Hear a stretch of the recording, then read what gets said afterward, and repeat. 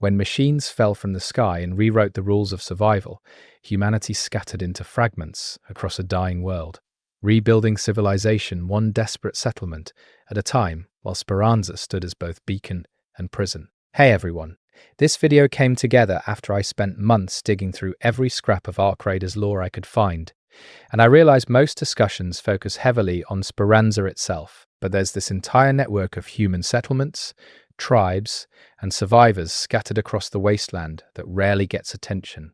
I chose to organize this by moving outward from Speranza's sphere of influence, tracking how human civilization adapted the further you get from that central hub, because the real story isn't just about one city, it's about how humanity fractured and reformed in completely different ways, depending on their distance from the Ark's main impact zones. Before I move forward, I'm counting on you to support my channel by clicking that tiny subscribe button so that we can spread these amazing videos to folks like you around the world. Thank you. Chapter 1. The Scattered Fragments.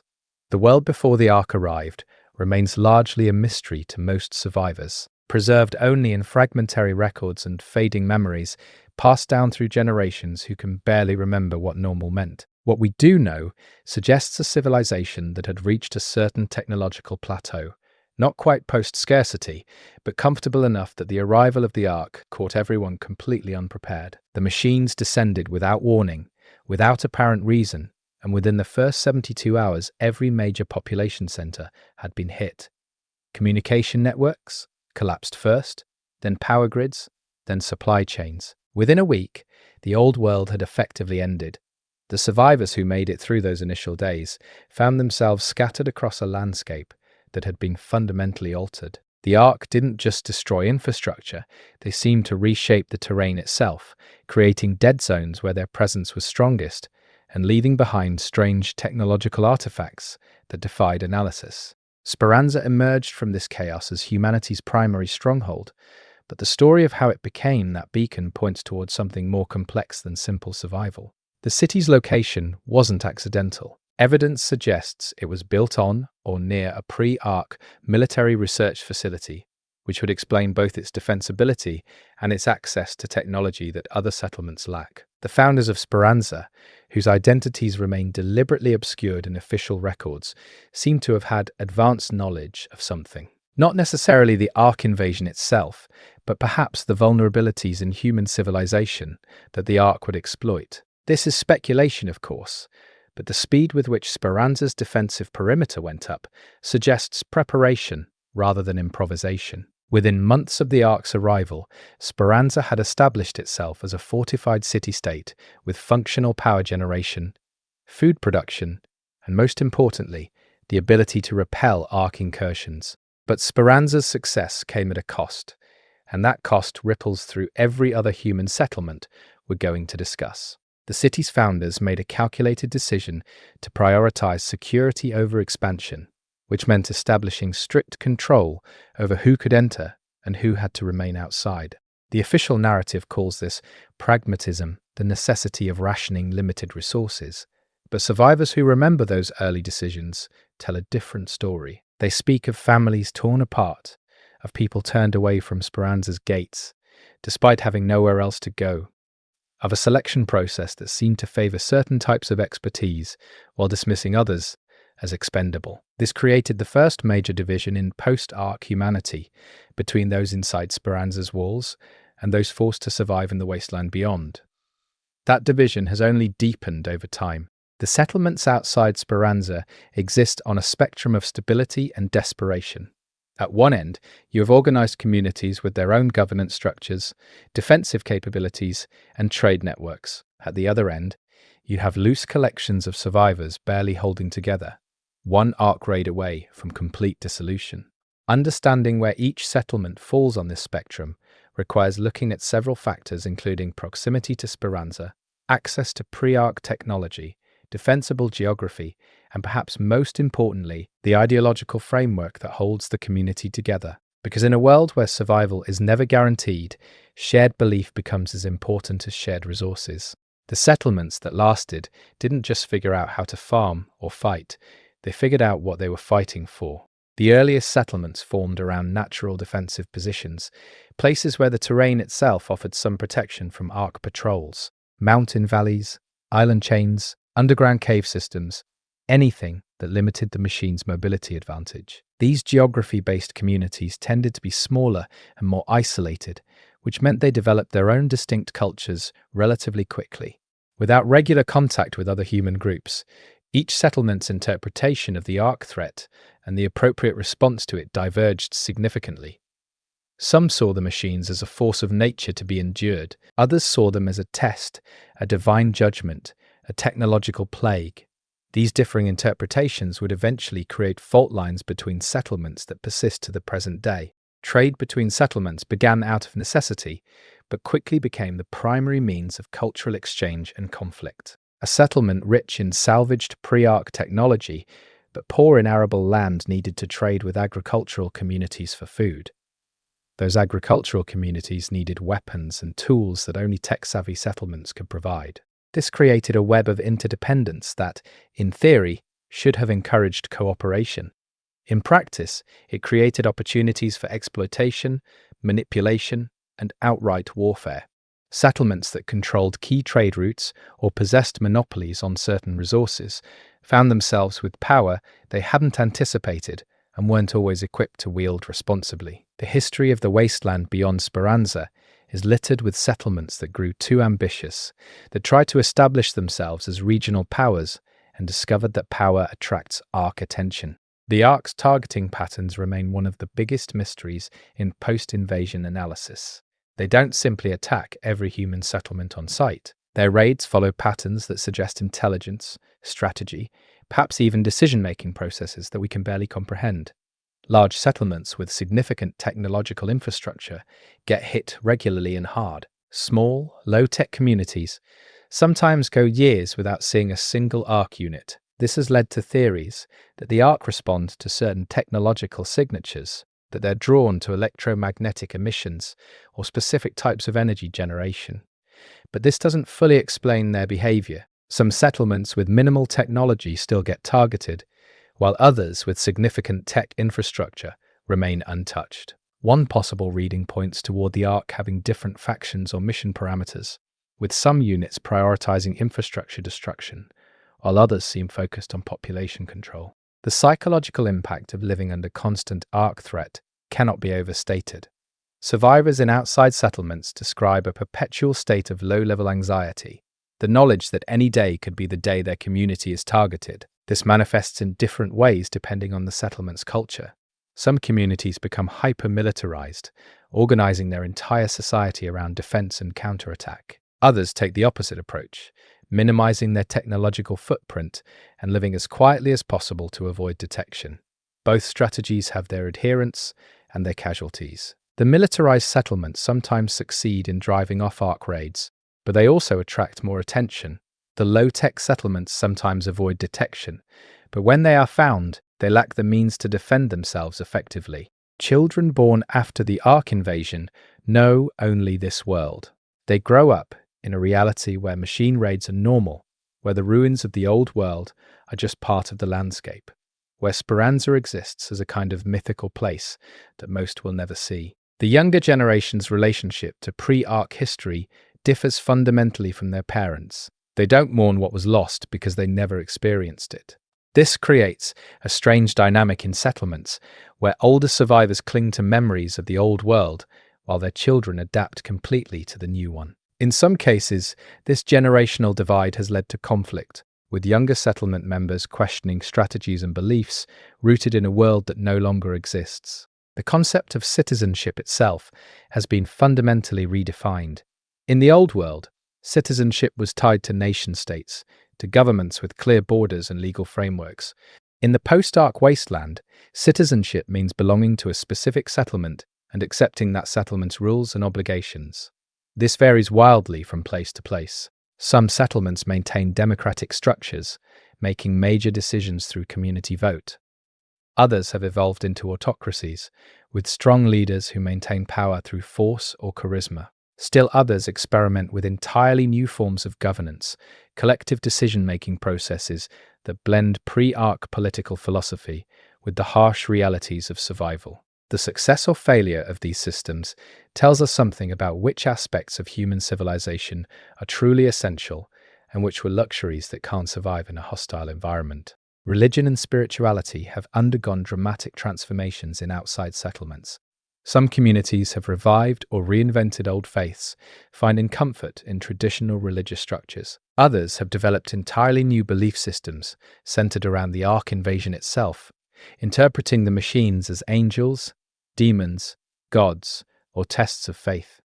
A common thread through many of these new religions suggests that humanity's fall was deserved, that the old world was corrupt or sinful, and the Ark arrived as cleansing fire. These apocalyptic faiths tend to be most prevalent in settlements that suffered the worst losses, where survivors need a framework to make sense of senseless tragedy. Whether these beliefs help or hinder survival remains debatable. On one hand, they provide psychological stability and community cohesion. On the other hand, they can lead to fatalism, to the belief that resistance is futile or even blasphemous. The role of technology in outside settlements exists in constant tension. Everyone knows that technology saved Speranza, that the city's defensive systems and organized tech infrastructure are what kept it safe. But everyone also knows that large-scale technology attracts Ark attention. This creates a technological paradox where settlements need advanced tools to survive, but can't risk deploying them openly. The solution has been a kind of technological minimalism, using pre-Ark salvage carefully and selectively, maintaining devices only when absolutely necessary, and developing new technologies that deliberately operate below whatever threshold seems to trigger Ark interest. This has led to innovation out of desperation, low-tech solutions to high-tech problems, improvised weapons, and tools that work despite or because of their simplicity. Communication between settlements happens through human couriers, radio operators who broadcast on supposedly secure frequencies, and physical message drops at predetermined locations. Every method has its vulnerabilities. Couriers can be killed by Ark patrols or by hostile human groups. Radio broadcasts can be intercepted, potentially revealing settlement locations. Message drops can be discovered and monitored. Despite these risks, maintaining contact with other human communities is seen as essential. Isolation means death. Settlements that cut themselves off completely tend not to last long, either falling to Ark raids they couldn't anticipate, or to internal problems that spiral out of control without outside perspective. The couriers who travel between settlements become crucial figures, not just messengers, but diplomats, traders, and intelligence gatherers who maintain the fragile web connecting scattered humanity. The question of whether to attack Ark units proactively or maintain purely defensive postures divides settlements philosophically. Some communities see offensive action as suicide, unnecessarily provoking retaliation that might have been avoided. They argue for a strategy of avoidance, of letting the Ark pass through their territory without engagement. Other settlements believe that every Ark unit destroyed is one less threat to humanity, that passive defense is just slow surrender. They organize raiding parties, ambush patrols, and even attempt to track Ark units back to their bases of operation. Both approaches have their costs. Passive settlements sometimes survive longer, but they also allow the Ark to strengthen their hold on the region. Aggressive settlements take heavy casualties, but occasionally achieve victories that boost morale and prove that the machines can be beaten. Salvage operations represent both the lifeblood and the primary danger for most outside settlements. The ruins of the old world contain resources that can't be replicated, from medical supplies to electronic components to simple raw materials. But these ruins are exactly where Ark units tend to patrol most heavily, treating pre-invasion sites as some kind of priority.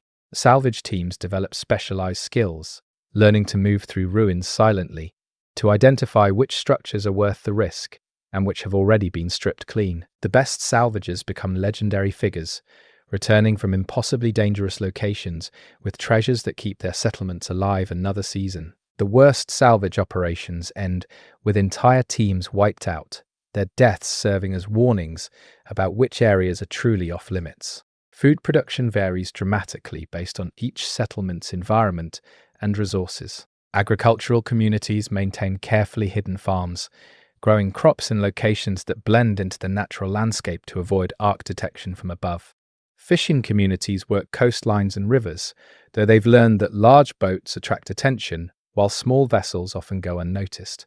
Hunting and gathering provide sustenance for many settlements, though the wildlife population has been significantly impacted by both ark activity and human desperation. Food preservation techniques have regressed to pre-industrial methods in most places, with communities relying on smoking, salting, drying, and fermentation. Refrigeration is a luxury that requires power generation most settlements can't risk.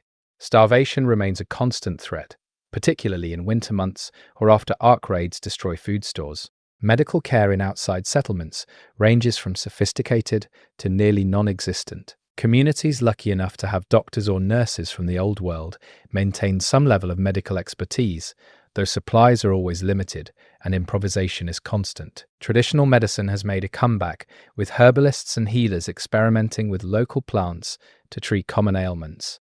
Surgery happens without anesthesia more often than not. Infections kill regularly. Childbirth carries risks that have been largely eliminated in the pre-ark world. The loss of modern medicine is perhaps one of the most keenly felt absences in outside settlements, where treatable conditions become death sentences simply because the necessary drugs or equipment no longer exist. Some settlements trade extensively for medical supplies, while others have begun attempting to synthesize basic antibiotics from salvaged equipment and local materials. Education in post-ark settlements focuses almost entirely on practical skills.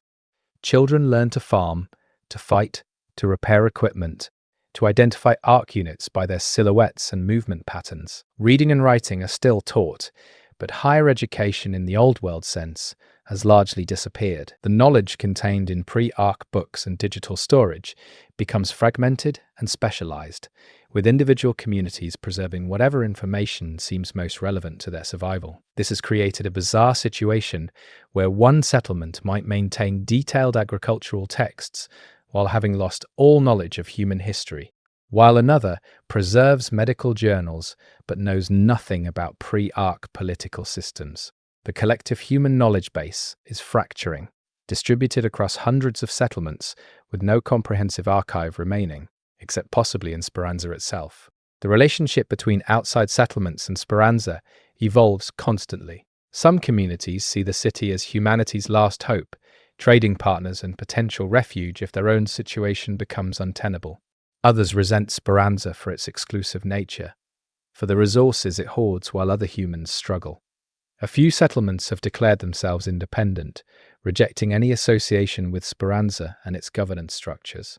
This independence comes at a cost, as Speranza-aligned settlements sometimes receive warning of ark movements or access to better trade goods. The question of whether to align with Speranza or maintain autonomy becomes a defining political issue in almost every outside community, creating factions and occasionally causing settlements to split apart entirely. The ark themselves remain deeply mysterious to most outside settlers. Speranza might have research divisions attempting to understand the machine's origins and purposes, but in the settlements, the ark are simply a deadly fact of life. Folklore has developed around them. Stories about ark units that behave strangely, or settlements that found ways to communicate with the machines. Most of these stories are obviously false, desperate attempts to impose narrative on something fundamentally incomprehensible. But occasionally reports emerge that suggest more complexity than simple kill-on-site programming. Ark units that bypassed easy targets. Machines that seem to be observing rather than attacking. These anomalies fuel speculation but rarely lead to actionable intelligence. The Ark remain other, alien in a way that makes them impossible to predict or negotiate with. The physical toll of wasteland living shows in every survivor. Malnutrition is common, as is injury from manual labor that would have been mechanized in the old world. People age faster here, worn down by constant stress and inadequate medical care. The average life expectancy has dropped dramatically since the Ark invasion. A person who reaches 50 is considered elderly, and settlements often hold elaborate celebrations for anyone who survives to that age. The psychological toll is equally severe, with various forms of trauma manifesting in survivors who have watched their communities destroyed multiple times, who have lost everyone they loved to machines they can't defeat. Mental health care is nearly non-existent. though some communities have developed support systems, group therapy circles where survivors share their experiences and try to process the unprocessable. Leadership in outside settlements often falls to whoever demonstrates competence under pressure, regardless of their pre-arc credentials. A former accountant might become a settlement's military commander if they prove adept at defensive strategy. A teacher might become the community's primary trader if they show skill at negotiation. This meritocracy of necessity breaks down traditional hierarchies and sometimes allows for remarkable social mobility. But it also creates instability, as leaders who fail to protect their settlements get replaced quickly and sometimes violently. The concept of term limits or peaceful transfer of power struggles to take root when survival is the primary qualification for leadership. Some settlement leaders have maintained power for years through a combination of genuine competence and authoritarian control, becoming petty warlords ruling over desperate populations who feel they have no choice but to obey. The cultural output of outside settlements, their art and music and storytelling, reflects their circumstances. Songs pass between communities, ballads about lost homes and fallen friends, occasionally defiant anthems about human resilience. Visual art tends toward the functional, decorations carved into useful objects or murals painted on settlement walls. Storytelling serves multiple purposes: entertainment and history preservation and moral instruction all rolled together. The stories that survive and spread are those that serve a purpose, that teach lessons about arc behavior or settlement survival or human nature under pressure. Pure escapism is rare, seen as a luxury most settlements can't afford. The art that emerges from the wasteland is harder, darker, more purposeful than what came before, beautiful in its honesty about the world these people inhabit. Resource conflict between settlements remains a constant threat to human unity.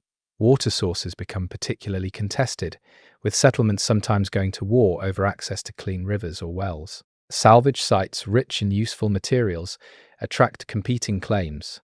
Territory that provides natural defense against arc raids is worth fighting for. These inter-settlement conflicts are complicated by the fact that every human death weakens humanity's overall position against the arc. Some settlements have developed codes of conduct, rules of engagement that minimize casualties when territorial disputes arise. Others take a more brutal approach, viewing rival settlements as obstacles to be eliminated rather than potential allies. The arc benefit from these divisions, as human energy spent fighting each other is energy not spent resisting machine control. The memory of the arc's arrival, that first day when everything changed, varies between survivors. Some remember it with crystal clarity, able to recite exactly where they were and what they saw. Others have blocked it out, the trauma too severe to access consciously. Still others were too young to remember and know the story only from what they've been told. These varying relationships to the foundational trauma of the invasion create different approaches to the current reality. Those who remember clearly sometimes live in the past, unable to fully adapt to the new world. Those who blocked it out might be better adjusted to present circumstances, but lack the historical context that could inform strategic decisions. Those who never experienced the old world sometimes have the clearest vision of the future, unburdened by nostalgia for something they never knew. Technology salvaged from the old world degrades constantly. Electronics fail without replacement parts. Fuel breaks down. Batteries lose their charge and can't be recharged without power sources most settlements lack. This technological entropy means that each year, settlements have access to less pre-arc equipment than the year before. What works today might be broken tomorrow, and broken permanently. This creates a race against time, with settlements trying to learn how to manufacture basic replacements before their salvaged technology fails completely. Some communities have made remarkable progress, figuring out how to produce simple firearms from scratch, how to refine fuel from organic sources, how to generate small amounts of electricity from wind or water. Others watch helplessly as their technological base crumbles, knowing that when it fails, their defensive capabilities fail with it. The concept of hope functions differently in outside settlements than it did in the old world. Hope isn't about a better future in some abstract sense. It's about surviving today and maybe tomorrow. It's about the next harvest, the next successful trade, the next arc raid that your settlement manages to survive. Grand visions of defeating the Ark or reclaiming the old world's glory are rare, seen as dangerous fantasies that distract from the immediate work of staying alive. But this pragmatic, day-to-day hope is perhaps stronger than the old world's version because it's rooted in concrete actions and real achievements rather than vague optimism. When a settlement celebrates, it's because they've accomplished something tangible, something that measurably improves their chances of survival. The night sky looks different now in outside settlements, darker without the light pollution of civilization, clearer without atmospheric pollution. Stargazing has become a common activity, partly because settlements often enforce blackouts after dark to avoid arc detection, leaving people with little to do but look up. The stars become reference points for navigation, for marking seasons, for storytelling. Constellations get renamed based on post-arc mythology. The moon becomes a tactical concern, with settlements planning raids and movements around lunar phases that affect visibility. Some communities have developed surprisingly sophisticated astronomical knowledge, tracking celestial movements with pre-arc precision, despite lacking any advanced instruments. The sky becomes both a threat, the domain from which arc units often first appear, and a comfort, a reminder of something vast and unchanged by the machines. Settlements near coastlines face unique challenges and opportunities. The arc seem less present in maritime environments, possibly because their systems function less effectively around saltwater, or because their priorities focus on land-based human populations. Coastal settlements can sometimes escape inland pressure by taking to the water, though this brings its own dangers. Storms that would have been inconvenient in the old world become life-threatening without modern weather prediction or rescue capabilities. Navigation relies on stars and landmarks rather than GPS. Fishing provides sustenance, but also requires exposure, time spent on open water where arc surveillance might spot you. Some coastal communities have essentially become semi-nomadic, moving between islands or along shorelines to avoid establishing permanent locations that could be targeted. The question of whether to have children in this world divides survivors philosophically. Some see reproduction as an act of hope, proof that humans believe in a future worth living in. Others see it as cruel, bringing new lives into a world of suffering and danger. Birth rates have dropped dramatically since the Ark invasion, partly due to conscious choices and partly due to the stress and malnutrition that affect fertility. Communities that encourage childbirth often provide special protections and resources for pregnant women and young children, recognizing that the next generation is essential for long-term survival. Other settlements take a more callous view, seeing children as resource drains in a world where resources are already scarce. These attitudes toward the youngest survivors reveal much about each settlement's underlying values and their belief or disbelief in humanity's continued existence. The language people use in outside settlements has begun to evolve, developing new words for new realities. Arc units get colloquial names that vary by region, descriptive terms based on their appearance or behavior. Settlement slang emerges to describe situations unique to post-invasion life. Pre-arc terminology falls out of use when it no longer describes anything relevant. Some settlements have lost literacy entirely, with knowledge preserved only through oral tradition. Others maintain written records obsessively, understanding that memory is fallible, and without documentation, their history could be lost entirely. The linguistic fragmentation of humanity mirrors its physical fragmentation, with settlements potentially reaching a point where they can't effectively communicate with each other, even if they make contact. Seasonal changes affect outside settlements dramatically. Winter is particularly deadly, when food is scarce and cold kills those without adequate shelter. Summer brings different challenges, heat and drought in some regions, flooding in others. Spring and fall become crucial windows for agriculture and large-scale salvage operations. The Ark's activity patterns seem to vary with seasons as well, though whether this is due to environmental factors or some machine logic remains unclear. Settlements that can't adapt to seasonal variations don't survive long, while those that develop seasonal strategies, specific plans for winter survival, or summer raids demonstrate the kind of adaptability that defines successful communities. The psychological adjustment to a world without privacy takes time. Small settlements mean everyone knows everyone else's business. Secrets are nearly impossible to keep when you're living in close quarters with the same 100 people year after year. This creates both community bonds and suffocating pressure. People who might have been strangers in the old world become surrogate family because there's no one else. Conflicts that could have been avoided through distance in the old world must be resolved directly. Some settlements develop elaborate social rituals to manage interpersonal tension, mediating disputes through community councils or designated peacekeepers. Others allow tensions to fester until they explode into violence that tears the community apart. The sustainability of any settlement depends as much on its ability to manage human relationships as its ability to manage resources. Old world technology still works in some settlements, carefully maintained devices that connect survivors to their previous lives. A working radio that can receive broadcasts from distant settlements, a generator that powers essential equipment for a few hours each week, a vehicle that still runs on carefully hoarded fuel. These technological holdovers serve purposes beyond their functional utility.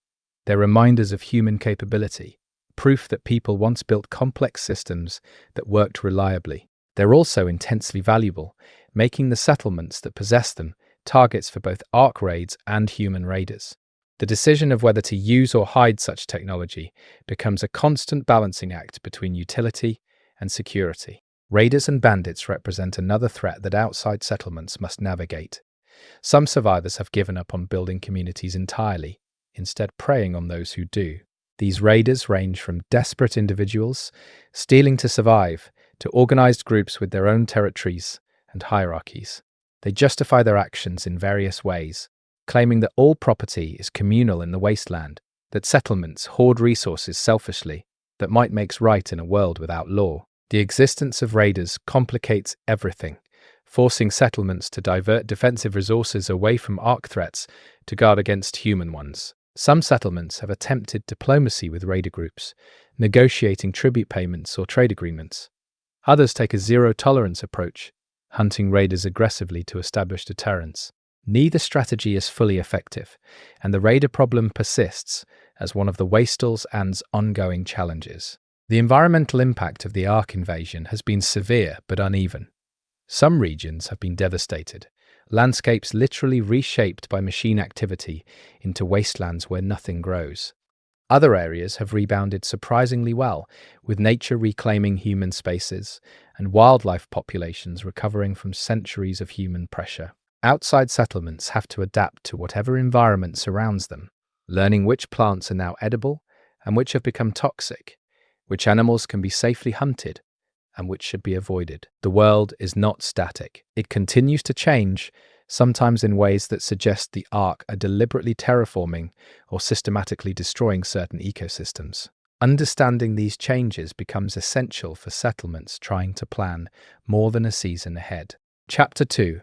The Eastern Enclaves. The territories east of Speranza developed differently from other regions, partly due to geography and partly due to the people who ended up there. When the Ark invasion shattered the old world, the survivors who fled east found themselves in terrain that offered both advantages and challenges for rebuilding. The Eastern Enclaves, as they've come to be known collectively, represent a cluster of settlements that maintain more regular contact with each other than with any other human communities. This regional network points toward an alternative model of post-Ark survival, one based on federation rather than centralization. The enclave's success and failures tell us something about what works when settlements prioritize cooperation over competition. The founding of the first Eastern Enclave happened almost accidentally. A group of survivors following a river system east of Speranza found a valley where 3 tributaries converged, creating natural boundaries that could be defended relatively easily. The valley's soil proved fertile despite the Ark devastation surrounding it, and the rivers provided both water and transportation routes. These practical advantages attracted more survivors, and within months, what started as a temporary camp had evolved into a permanent settlement. The founders made a crucial early decision to accept anyone who arrived seeking shelter, regardless of their skills or background. This inclusive policy created a diverse population that brought varied expertise, but it also created tensions between groups with different ideas about how the settlement should function. The enclave's governance structure emerged from necessity rather than design. When disputes arose about resource allocation or defensive strategies, the founders established a council system where representatives from different settlement districts would debate and vote on major decisions. This democratic framework worked surprisingly well initially, though it had limitations. Urgent decisions couldn't wait for lengthy debate, which led to the creation of an emergency response team with authority to act quickly during crises. The balance between democratic process and practical necessity remains an ongoing negotiation in the Eastern enclaves, with some residents arguing for more centralized authority, while others fight to maintain community input in all major decisions. Trade networks connecting the Eastern enclaves developed organically, beginning with simple exchanges between neighboring settlements. One valley might have better hunting, while another had more arable land. They traded meat for vegetables, then began exchanging other goods and services. As the network expanded, certain settlements became trade hubs, locations where goods from multiple sources would flow through for redistribution.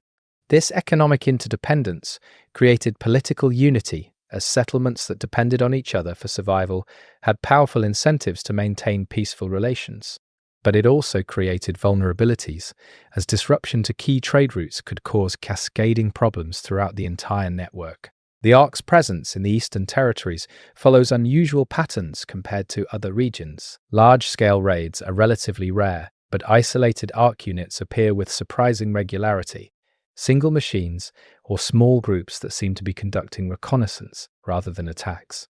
This has led Eastern settlers to develop specific tactics for dealing with these scout units. Quick ambushes designed to eliminate threats before they can report back to whatever command structure directs them. The enclaves have gotten good at these small-scale engagements, to the point where some settlements now actively hunt Ark scouts rather than waiting to be found. Whether this aggressive approach will eventually provoke retaliation remains a subject of heated debate.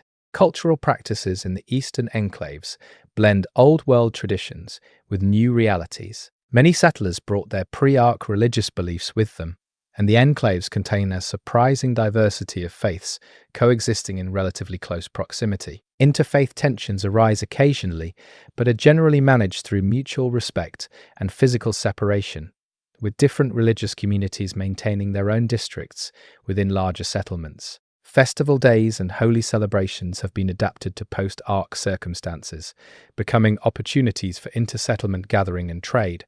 These festivals serve important social functions beyond their religious significance, allowing people from different enclaves to meet, form relationships, and exchange information about Ark activity and survival strategies. The educational system in the Eastern enclaves represents one of their most ambitious projects. Recognizing that knowledge was being lost, several settlements pooled resources to establish a centralized school that children from across the network could attend. This school operates in rotating shifts, with students spending several months in residence before returning to their home settlements. The curriculum balances practical skills needed for survival with broader education in science, history, and the arts. Whether this investment in education will pay off remains to be seen, but the enclave's commitment to it suggests a longer-term vision than most wasteland communities can afford to have. Defensive coordination between enclaves has evolved from informal warning systems to sophisticated intelligence sharing. Watchtowers positioned on high ground relay signals using mirrors, flags, and smoke, allowing rapid communication across distances. When one settlement spots Ark activity, they can alert others within hours. This early warning network has saved countless lives, giving settlements time to evacuate non-combatants or prepare defensive positions before raids arrive. The system's effectiveness has made the Eastern Territories collectively more defensible than individual settlements could ever be alone. However, this coordination also means that Ark forces sometimes face unified resistance, which could eventually lead the machines to prioritize the enclaves for destruction. The question of what to do with criminals and troublemakers presents unique challenges in the enclaves. A single settlement might handle disputes internally, but when conflicts arise between people from different enclaves, jurisdiction becomes complicated. A loose framework of regional justice has developed, with serious crimes judged by councils containing representatives from multiple settlements. Punishments range from forced labor to exile, though execution remains rare and controversial. The enclaves avoid capital punishment partly from moral concerns and partly from pragmatism, as every human represents labor and genetic diversity that humanity can't afford to waste. But this means dangerous individuals sometimes remain within the community, creating ongoing security concerns. Resource distribution across the enclaves operates on a modified market system, where settlements trade freely but also maintain emergency reserves that can be redistributed during crises. When one settlement's harvest fails or arc raid destroys critical infrastructure, other enclaves contribute to relief efforts. This mutual aid system strengthens the network but requires discipline and trust. Settlements must contribute to the communal reserves, even when they themselves are struggling, trusting that others will do the same when roles are reversed. Not all settlements contribute equally, and tensions arise between communities that perceive others as taking more than they give. Managing these tensions without allowing the network to fragment requires constant diplomatic effort. Technological development in the eastern enclaves has taken interesting directions. With multiple settlements sharing knowledge and resources, they've been able to maintain more complex devices than isolated communities could manage. Several enclaves maintain radio systems for long-distance communication, though they use them sparingly to avoid attracting arc attention. Wind and water power generation allows some settlements to maintain electric lighting and power tools. Medical facilities in the largest enclaves can perform surgeries and produce basic medications using salvaged pharmaceutical equipment. This relative technological sophistication creates a significant quality of life gap between the enclaves and more primitive settlements, which in turn creates immigration pressure as desperate survivors from other regions seek better conditions. The role of women in Eastern Enclave society has shifted in significant ways. The crisis conditions of the Ark invasion broke down many old-world gender roles, with survival requiring whoever was available and capable regardless of traditional gender expectations. Women serve in combat roles, lead settlements, and hold positions of authority throughout the enclave's power structures. This gender equality wasn't achieved through ideology, but through necessity, though some older residents struggle with changes to familiar social patterns. The younger generation, particularly those born after the invasion, take this equality for granted, unable to imagine the gender-based restrictions their grandparents lived under. This generational shift is quietly radical, though so much else has changed that it barely registers against the magnitude of humanity's transformation. The Eastern Enclaves maintain an interesting relationship with pre-Ark history. Rather than trying to recreate the old world or reject it entirely, they seem to be selecting which elements of historical culture to preserve, while acknowledging that the context has changed irreversibly. Libraries in several settlements contain salvaged books, carefully protected from the elements and available for study. Some residents make it their mission to copy these texts by hand, creating redundant copies distributed across multiple locations in case any single collection is destroyed. The commitment to historical preservation suggests that Enclave residents believe humanity has a future worth documenting for, that descendants generations hence will want to understand where they came from and how they survived. Conflicts within the enclaves generally fall into several categories. Resource disputes arise when settlements disagree about fair allocation of shared goods. Political disputes emerge when communities have different visions for how the network should develop or what relationship to maintain with Speranza. Personal conflicts between individuals from different settlements can escalate into inter-community tensions if not managed carefully. And ideological conflicts pit progressive factions who want to experiment with new social structures against conservative factions who prefer familiar hierarchies. These divisions haven't yet fractured the enclaves entirely, but the potential for fragmentation exists, particularly if external pressures from Ark or human raiders increase. The marriage customs of the eastern enclaves have adapted to their circumstances.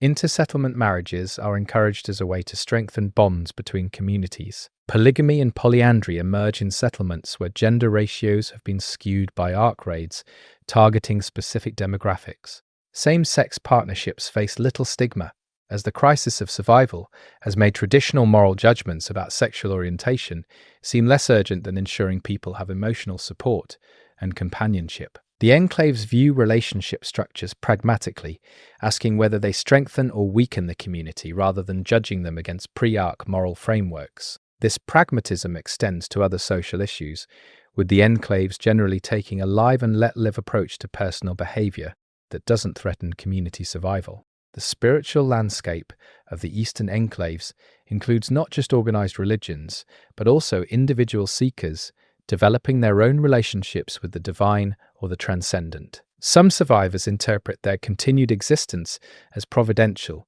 evidence of divine protection or favor. Others struggle with theodicy, unable to reconcile the suffering they've witnessed with belief in a benevolent God. Still others find spiritual meaning in nature, in the rhythm of seasons, and the resilience of life that continues despite the machines. The enclaves don't enforce religious conformity, allowing this spiritual diversity to flourish.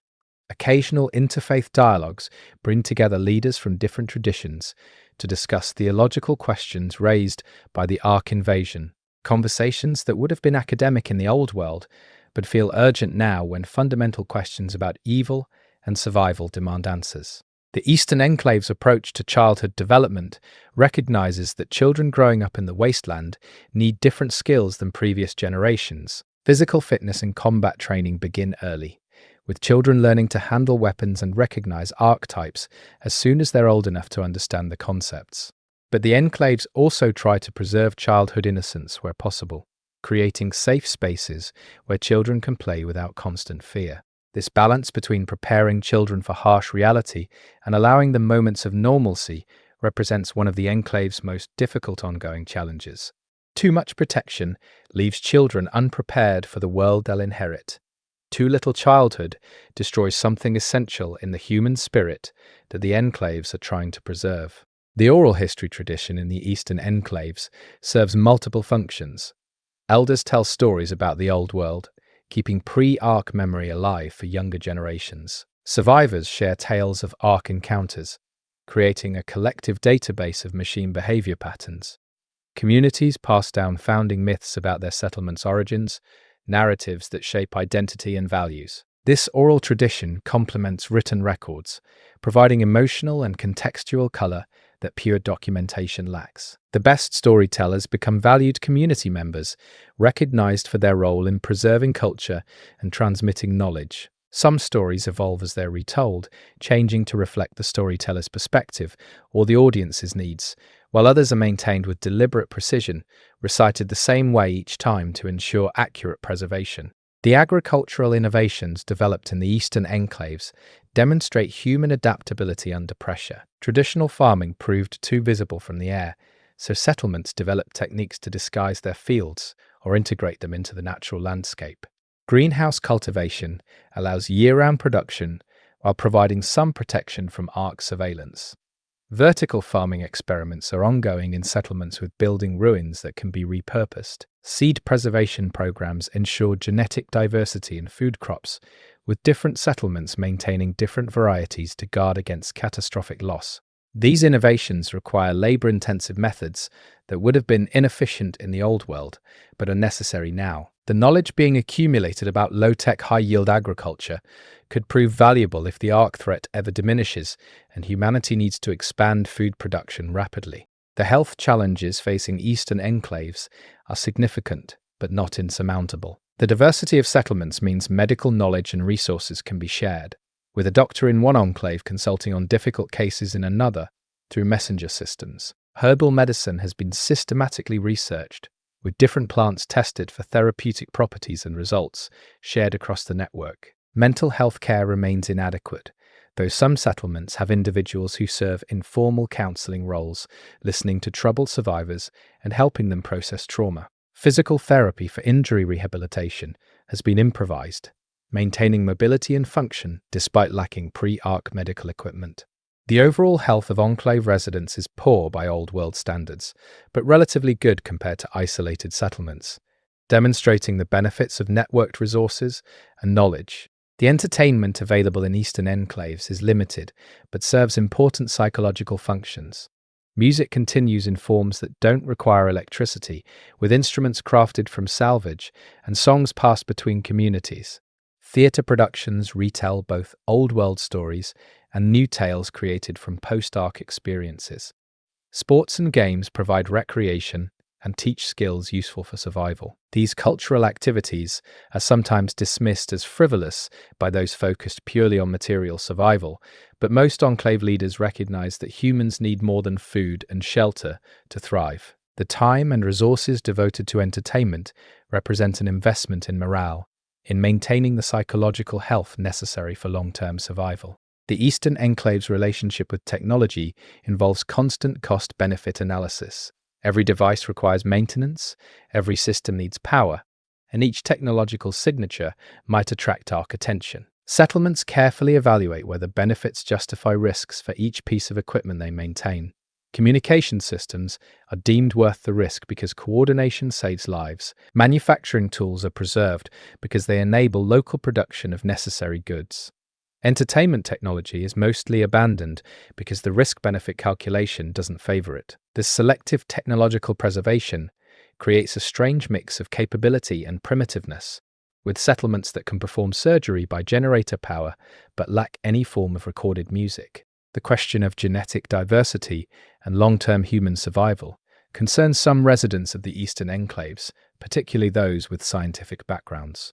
Small isolated populations risk inbreeding and genetic bottlenecks. The Enclave's network helps mitigate this risk by facilitating mate selection across wider populations, but the overall human population has declined so dramatically that long-term genetic health remains uncertain.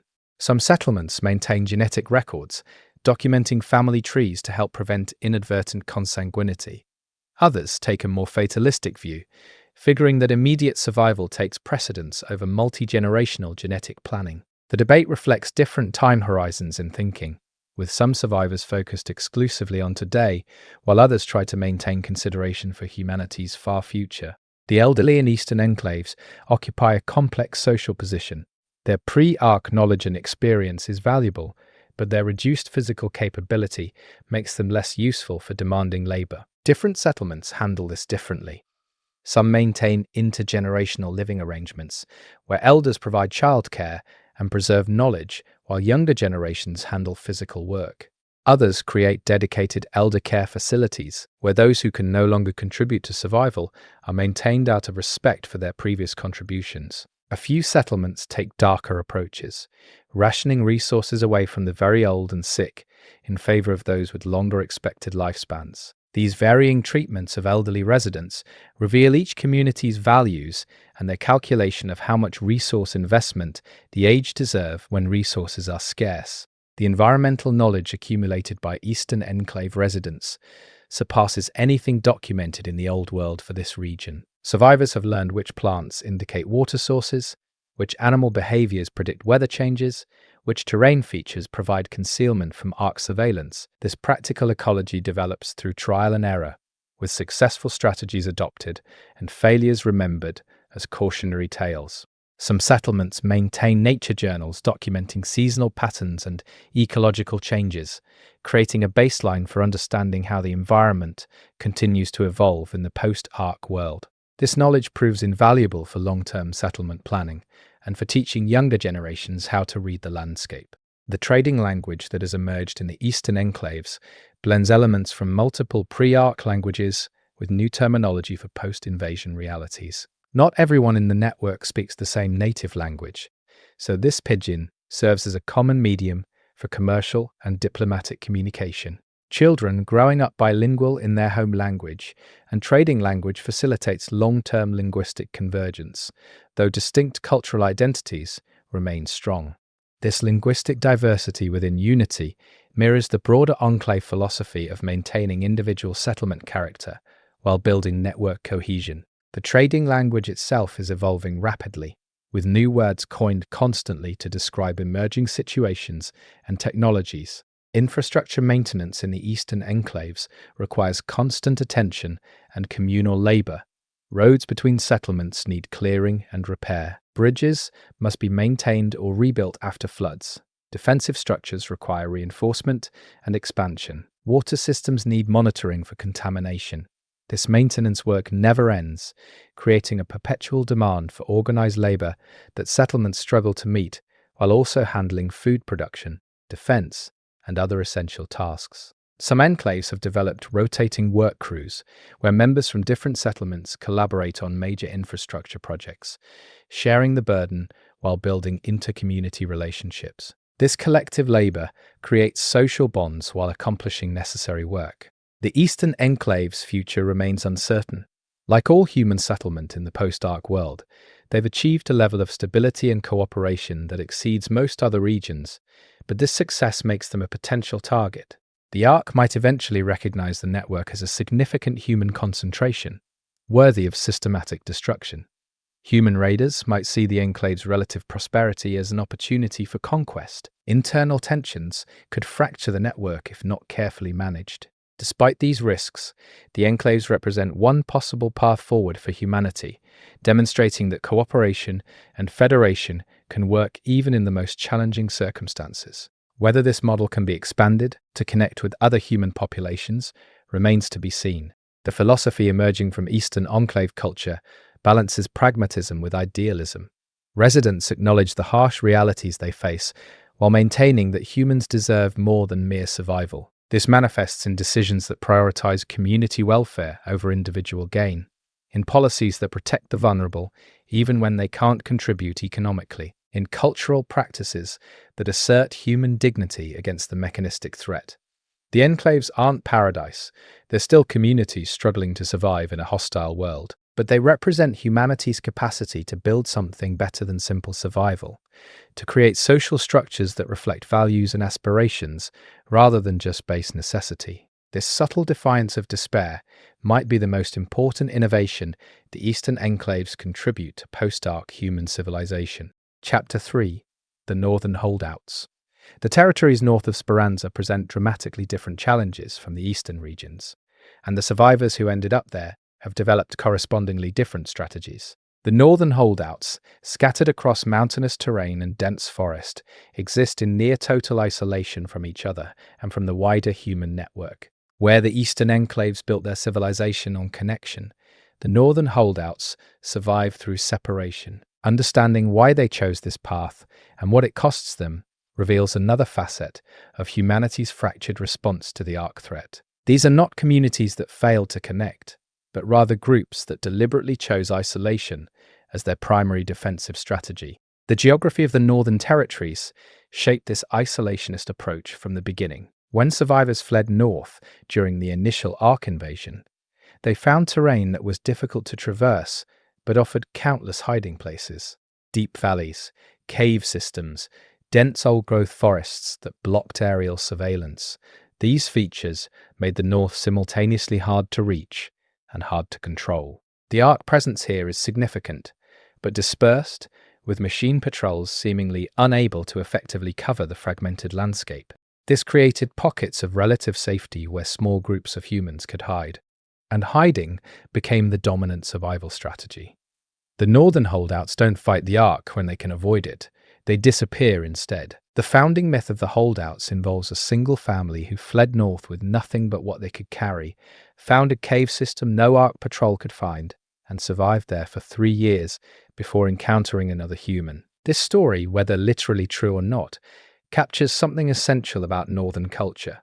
Survival is personal and insular, focused on immediate family or small groups rather than large communities. The holdouts view self-sufficiency as the highest virtue and dependency on others as dangerous weakness. This cultural framework makes sense given their circumstances, as settlements large enough to require external resources would also be large enough to attract Ark attention. Communication between holdout groups is minimal and often hostile.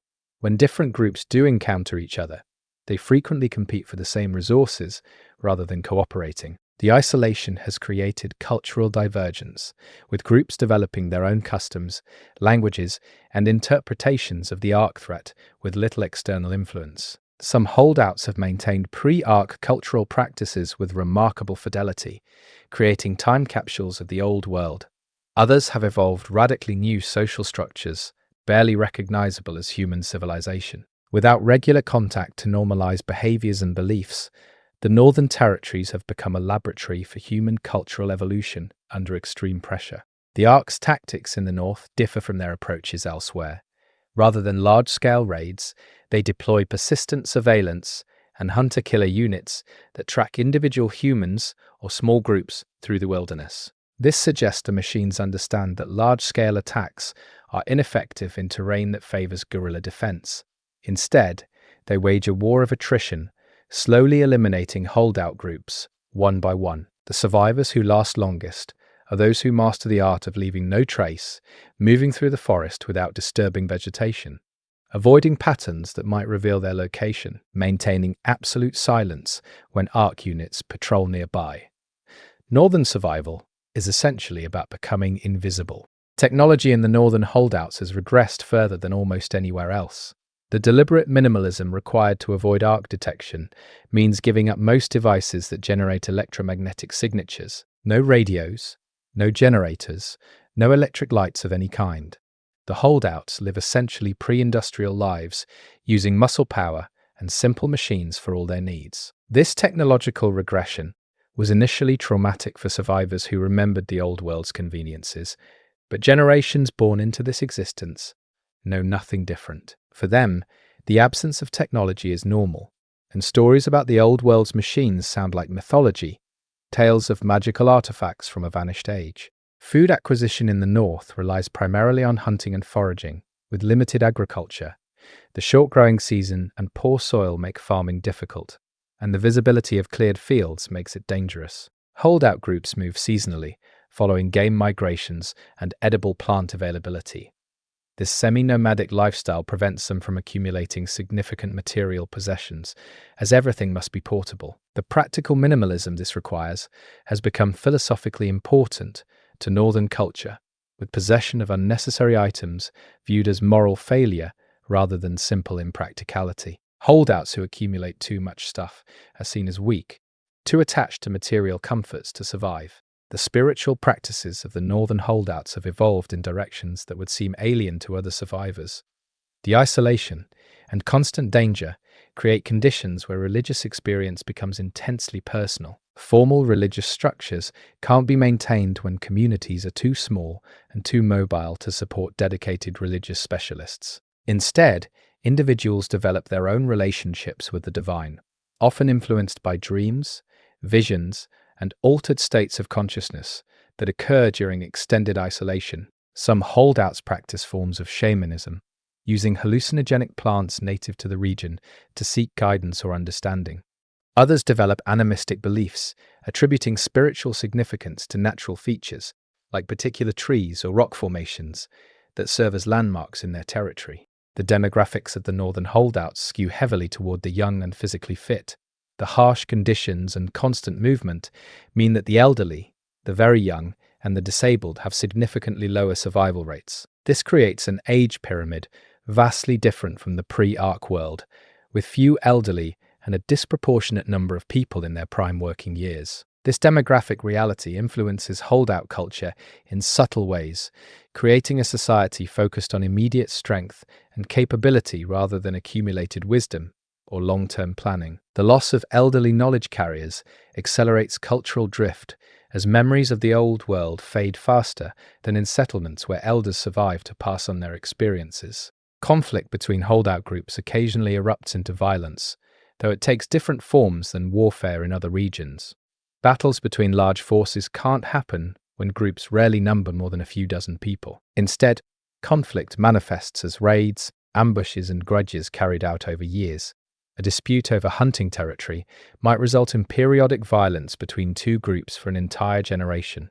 These conflicts are complicated by the fact that holdouts know they should be cooperating against the ARC threat, but the zero-sum nature of resource competition in the north makes cooperation extremely difficult. The harshness of the environment turns humans against each other even as they face a common enemy. The children of the northern holdouts grow up with a fundamentally different relationship to safety than children in more settled areas.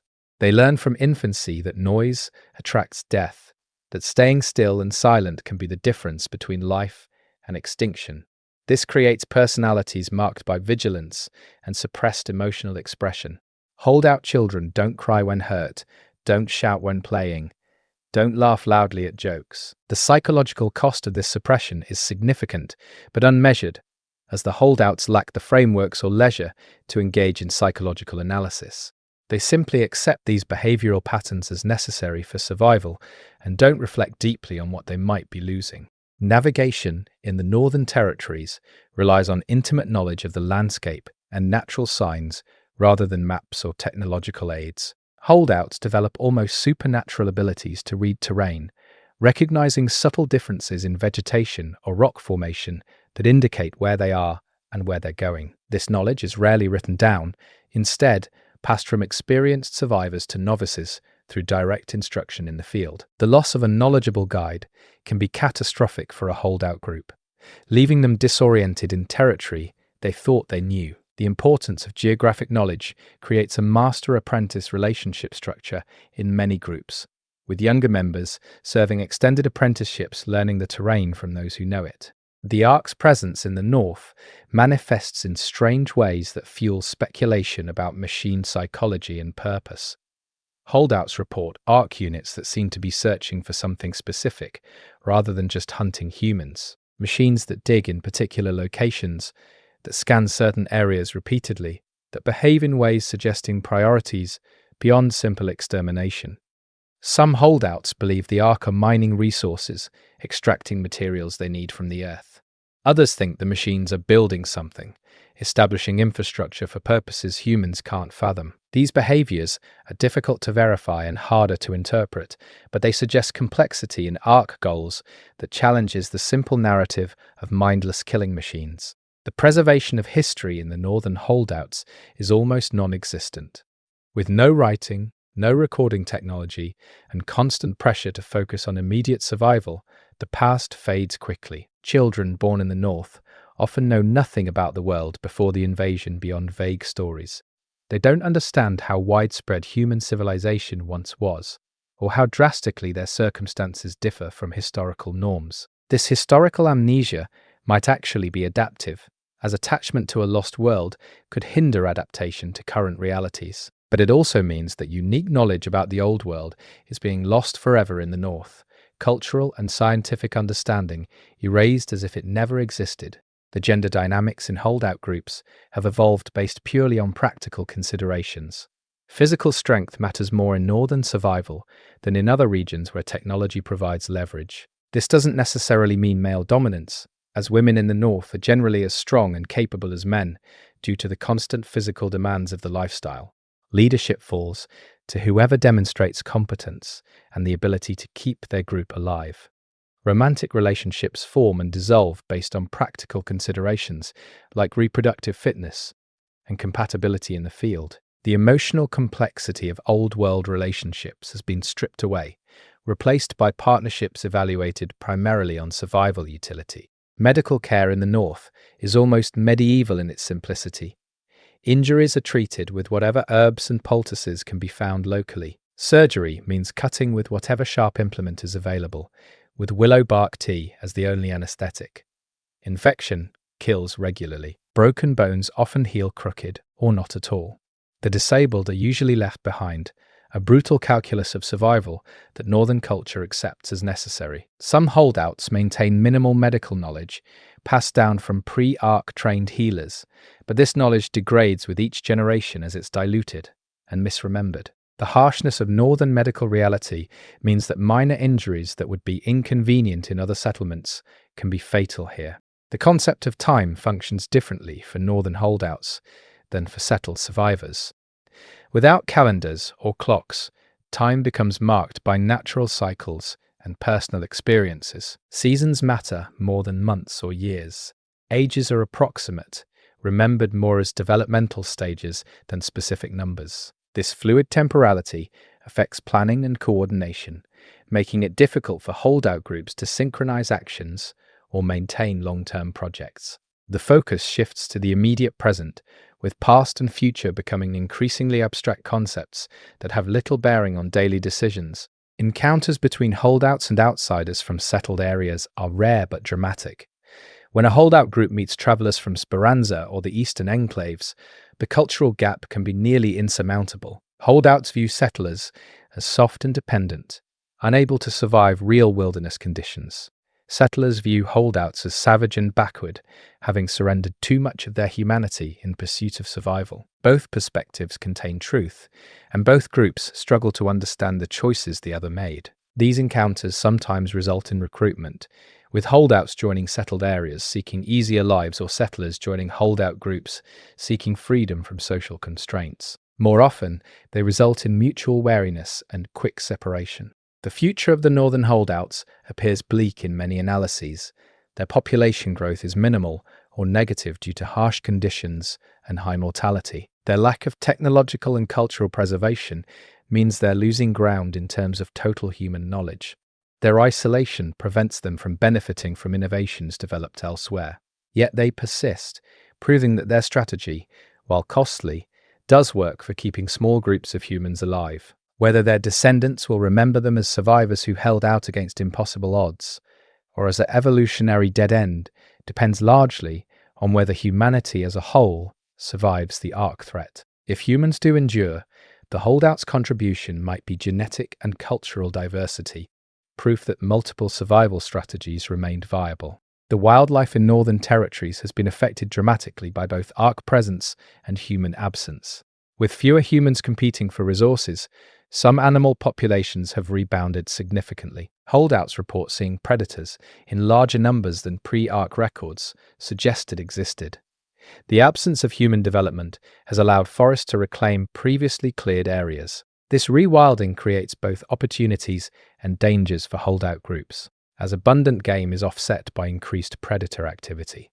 The relationship between holdouts and this wilderness is complex, with humans simultaneously part of the ecosystem and separate from it, both predator and prey in a natural cycle that continued long before the ark arrived and might continue long after. The northern holdouts represent humanity at its most reduced, stripped of technological advantage and social complexity, surviving through endurance and adaptation to harsh circumstances. They demonstrate that humans can persist even in conditions that eliminate most comforts and securities that define civilization. But they also show what gets lost in that persistence: culture, knowledge, social bonds, the complexity of human experience refined over millennia. The holdouts survive, but the question of whether survival alone is enough remains open. They've maintained biological continuity, but abandoned much that made humans human. Whether this trade was necessary, or whether alternatives existed that they failed to explore, is something only history will judge. Chapter 4: The Southern Syndicate. The Southern Territories developed along trajectories starkly different from both the collaborative Eastern enclaves and the isolated Northern holdouts. What emerged in the South was something more resembling the organized crime syndicates of the Old World than traditional settlement structures. The Southern Syndicate, as it's known to outsiders, represents human civilization's darker potential under extreme pressure. Understanding how this system developed and continues to function provides uncomfortable insights into what humans become when survival requires choosing between moral compromise and extinction. The syndicate works because it prioritizes efficiency and control over democracy or individual freedom, demonstrating that authoritarian structures can be more effective than cooperative ones under certain conditions. The syndicate's origins trace back to a prison convoy that was being evacuated when the Ark invasion hit. The convoy broke down in Southern Territory, and the guards found themselves managing dangerous criminals while simultaneously trying to survive machine attacks. What resulted was a brutal negotiation where the guards offered prisoners freedom in exchange for cooperation against the Ark threat. This founding arrangement set patterns that persist in syndicate culture. Power belongs to whoever can seize it and maintain control through force or cunning. Loyalty is transactional rather than ideological, and traditional morality becomes secondary to practical utility. The convicts who became the syndicate's founders brought skills from their criminal backgrounds that proved surprisingly useful in the post-Ark world. The syndicate's organizational structure resembles a corporate hierarchy more than a government. At the top, a council of bosses controls different territories and operations. Below them, lieutenants manage specific settlements and oversee particular industries or revenue streams. At the bottom, workers provide labor in exchange for protection and basic necessities. This stratification is enforced through a combination of actual violence and the threat of exile, which in Southern Territory amounts to a death sentence given the ARC presence. The system is brutally efficient, eliminating the endless debates and consensus building that slow decision-making in more democratic settlements. When the syndicate acts, it acts decisively, which gives it significant advantages in fast-moving situations. The economy of the Southern Territories operates on a unique mixture of barter and a primitive currency system. The syndicate mints coins from salvaged metals, giving them value through the organization's guarantee that they can be exchanged for goods or services anywhere in syndicate territory. This currency allows for more complex economic transactions than pure barter permits. It also gives the syndicate enormous power, as they control the money supply and can manipulate it to reward loyalty or punish dissent. Inflation and deflation are tools of social control, with the syndicate expanding or contracting the currency supply based on their political goals rather than economic fundamentals. Trade with non-syndicate settlements is a major source of syndicate wealth and influence. The Southern Territories control access to several pre-ARC industrial sites that contain valuable salvage. The syndicate monopolizes this salvage, trading it to desperate settlements at inflated prices. They also provide protection services, essentially running a large-scale extortion racket where settlements pay tribute in exchange for not being raided by syndicate forces. Some settlements resent this arrangement but pay anyway, calculating that the cost of tribute is less than the cost of constant warfare. Others refuse and face regular raids that strip them of resources until they either submit or are destroyed entirely. The ARC's behavior in Southern Territory is peculiarly intense, with machine activity here exceeding almost any other region. Some speculate that the industrial ruins attract ARC attention, that the machines are drawn to areas with significant pre-invasion infrastructure. Others suggest the ARC are responding to human concentration, that the syndicate's relatively large population triggers machine targeting algorithms. Whatever the reason, the Southern Territories experience frequent and devastating ARC raids that test the syndicate's defensive capabilities constantly. The organization's survival despite this pressure demonstrates their military effectiveness, as they've developed tactics and technologies that allow them to fight the ARC more successfully than most human groups manage. Technological innovation in syndicate territory follows different paths than elsewhere. Rather than minimizing their technological footprint to avoid detection, the syndicate invests in weapons and defenses that can actively contest ARC forces. They maintain workshops that produce ammunition, repair salvaged weapons, and even manufacture new equipment using techniques that blend pre-ARC knowledge with post-invasion improvisation. This industrial capacity requires power generation that should attract ARC attention. Yet the syndicate manages to operate relatively openly. Whether they've discovered some way to mask their technological signature or simply accept the heightened ARC attention as the cost of maintaining their military edge remains unclear. The social dynamics within syndicate settlements reflect their hierarchical structure. Class divisions are stark and enforced, with bosses living in relative comfort while workers barely subsist. Social mobility exists, but requires demonstrating value to the organization through exceptional skill, ruthless efficiency, or willingness to do things others won't. Climbing the syndicate ladder often means eliminating rivals or betraying allies, which creates a culture of constant suspicion and political maneuvering. Trust is rare and carefully rationed, given to those who prove themselves repeatedly over time. This paranoid culture is exhausting for participants, but effective at preventing coups or internal rebellions that could destabilize the organization. Justice in the syndicate is swift and often brutal. Crime is defined primarily as actions that threaten organizational stability or challenge leadership authority. Theft from the syndicate warrants severe punishment, while theft from fellow workers might be ignored unless it creates disruption. Murder of a syndicate boss brings immediate retaliation, while violence between low-level workers is often allowed to play out unless it threatens productivity. This selective enforcement of rules reflects the syndicate's priorities and its understanding that total control is impossible and unnecessary. They focus their enforcement power on behaviors that actually matter to maintaining their position, ignoring everything else as beneath their concern. The position of women in syndicate territory is complicated and varies by settlement. The organization officially claims gender equality, presenting itself as meritocratic and caring only about competence. In practice, women face significant barriers to advancement and frequently experience exploitation and abuse. The syndicate's leadership is overwhelmingly male, and female workers often find themselves channeled into specific roles like medical care or food service. Sexual violence occurs regularly and is rarely punished unless the victim has powerful connections. Some women have navigated this system successfully, carving out positions of real authority through exceptional ability and ruthless self-preservation. But for most women in syndicate territory, survival means accepting a subordinate position and managing predatory behavior from male colleagues and superiors. The syndicate's relationship with children is perhaps its most disturbing aspect. Children in syndicate territory are viewed as future resources to be shaped and exploited.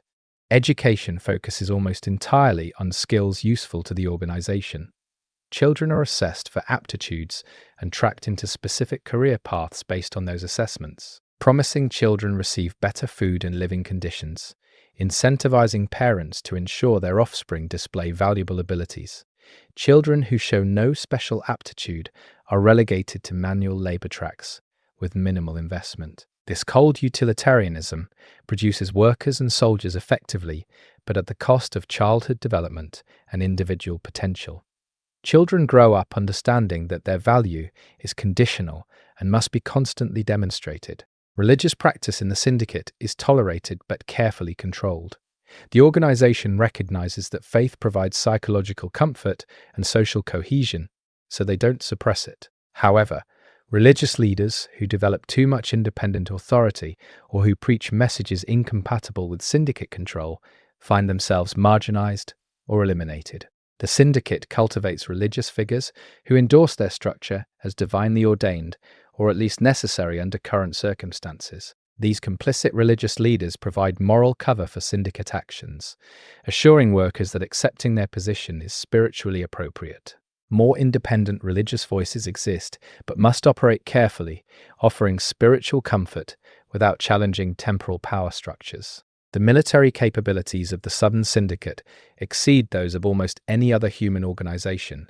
They maintain organized forces with chains of command, standardized training, and actual military ranks. Weapons are distributed according to need and position, rather than available to everyone, ensuring that military power remains concentrated in loyal hands. The syndicate has even maintained a few working vehicles, heavily armored transports used for raiding and resource extraction.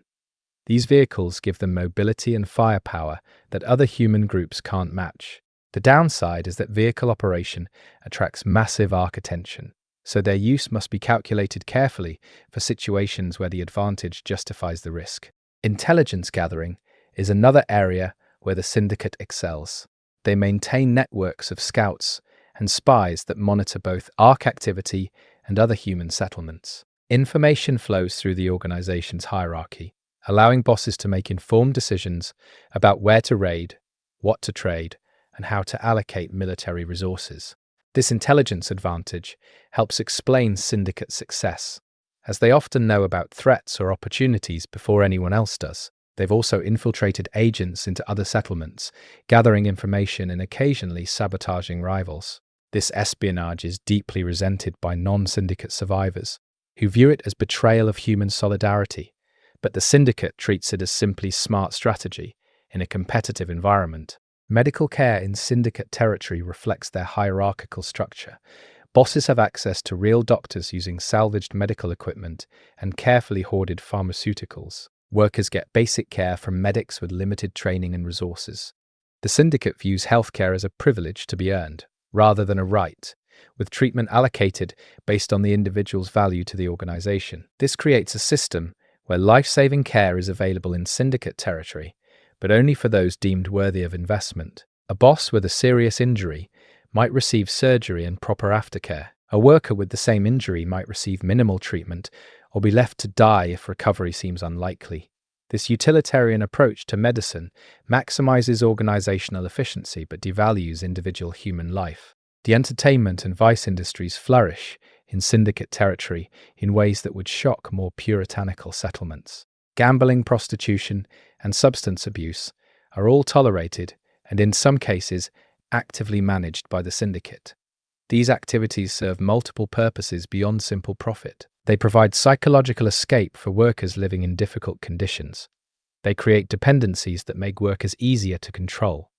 They generate revenue that funds other operations. The syndicate takes a pragmatic view of human weakness, recognizing that people will seek pleasure and escape regardless of prohibition, so they might as well profit from providing those services while keeping them contained and managed. Propaganda and information control are key tools of syndicate power. The organization carefully shapes narratives about its own effectiveness and benevolence. Workers are told they're safer under syndicate protection than they would be elsewhere, which may actually be true, given the ARC presence. They're told that the hierarchical structure is necessary for survival and that the bosses earned their positions through merit. Alternative information is suppressed or discredited. This doesn't require sophisticated media control, simply managing who is allowed to speak publicly and punishing those who spread messages that challenge syndicate authority. Over time, workers internalize the approved narrative, making explicit propaganda less necessary as people police their own thoughts. The question of whether the syndicate represents human evil or necessary pragmatism divides those who study it. Critics point to the exploitation, the violence, the subordination of individual welfare to organizational goals. They argue that surviving isn't worth it if survival requires abandoning human decency and moral foundations. Defenders counter that the syndicate protects thousands of people who would otherwise die, that their harsh methods are responses to harsh circumstances, that judging them by pre-ARC moral standards is unrealistic. Both perspectives contain truth. The syndicate is brutal and exploitative, and it also keeps people alive in territory where independent survival would be nearly impossible. Defection from the syndicate happens occasionally but is extremely dangerous. Anyone leaving syndicate territory must survive without organizational protection in areas heavily patrolled by ARC. Those who succeed in leaving often carry information about syndicate operations, making them valuable to other settlements, but also targets for syndicate assassins sent to prevent security leaks. Some defectors join anti-syndicate resistance movements, using their inside knowledge to plan raids or help other survivors escape. Others simply disappear into the wasteland, seeking new lives where the syndicate's reach doesn't extend. The flow of defectors is small but steady, indicating that at least some members of the organization find life within it unbearable despite the physical protection it offers. The long-term trajectory of the Southern Syndicate is uncertain. Their model is effective for immediate survival, but creates instability through inequality and resentment. As long as the ARC threat remains acute, workers might accept syndicate control as the price of protection. If the ARC threat ever diminishes, the justification for accepting such harsh conditions weakens. The organization would need to liberalize and offer better treatment or face revolution from below. Whether syndicate leadership can make that transition, or whether they'll cling to power until forced out, remains to be seen. For now, they continue operating as they have, a dark mirror showing what humans become when survival requires sacrificing ideals for effectiveness. Chapter 5. The Coastal Margins. The coastlines and island chains that border the mainland territories developed their own distinct patterns of survival and civilization. The coastal margins represent humanity's relationship with the sea, an environment that offered both refuge from the ARC invasion and unique dangers. Understanding how survivors adapted to maritime life illuminates another dimension of post-ARC human experience. The ocean, largely ignored by ARC forces, became a frontier where humans could escape the worst of the land-based devastation. But this escape came with costs and complications that coastal survivors had to navigate while building new lives on the water's edge. The initial flight to the coasts happened organically as survivors sought any location that might offer safety.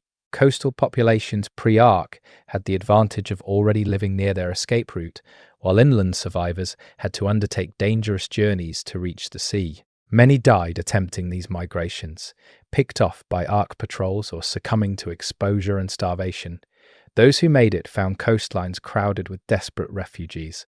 Too many people competing for too few resources. The early coastal period was chaotic, marked by violence between survivor groups, fighting over boats, fishing equipment, and freshwater sources. Eventually, populations stabilized at levels the coastal environment could support, with the surplus either dying off or moving elsewhere. The Ark's reduced presence in maritime environments became obvious quickly. Machine patrols concentrated on land, with few units venturing onto water or targeting boats directly. Why this is true remains speculative.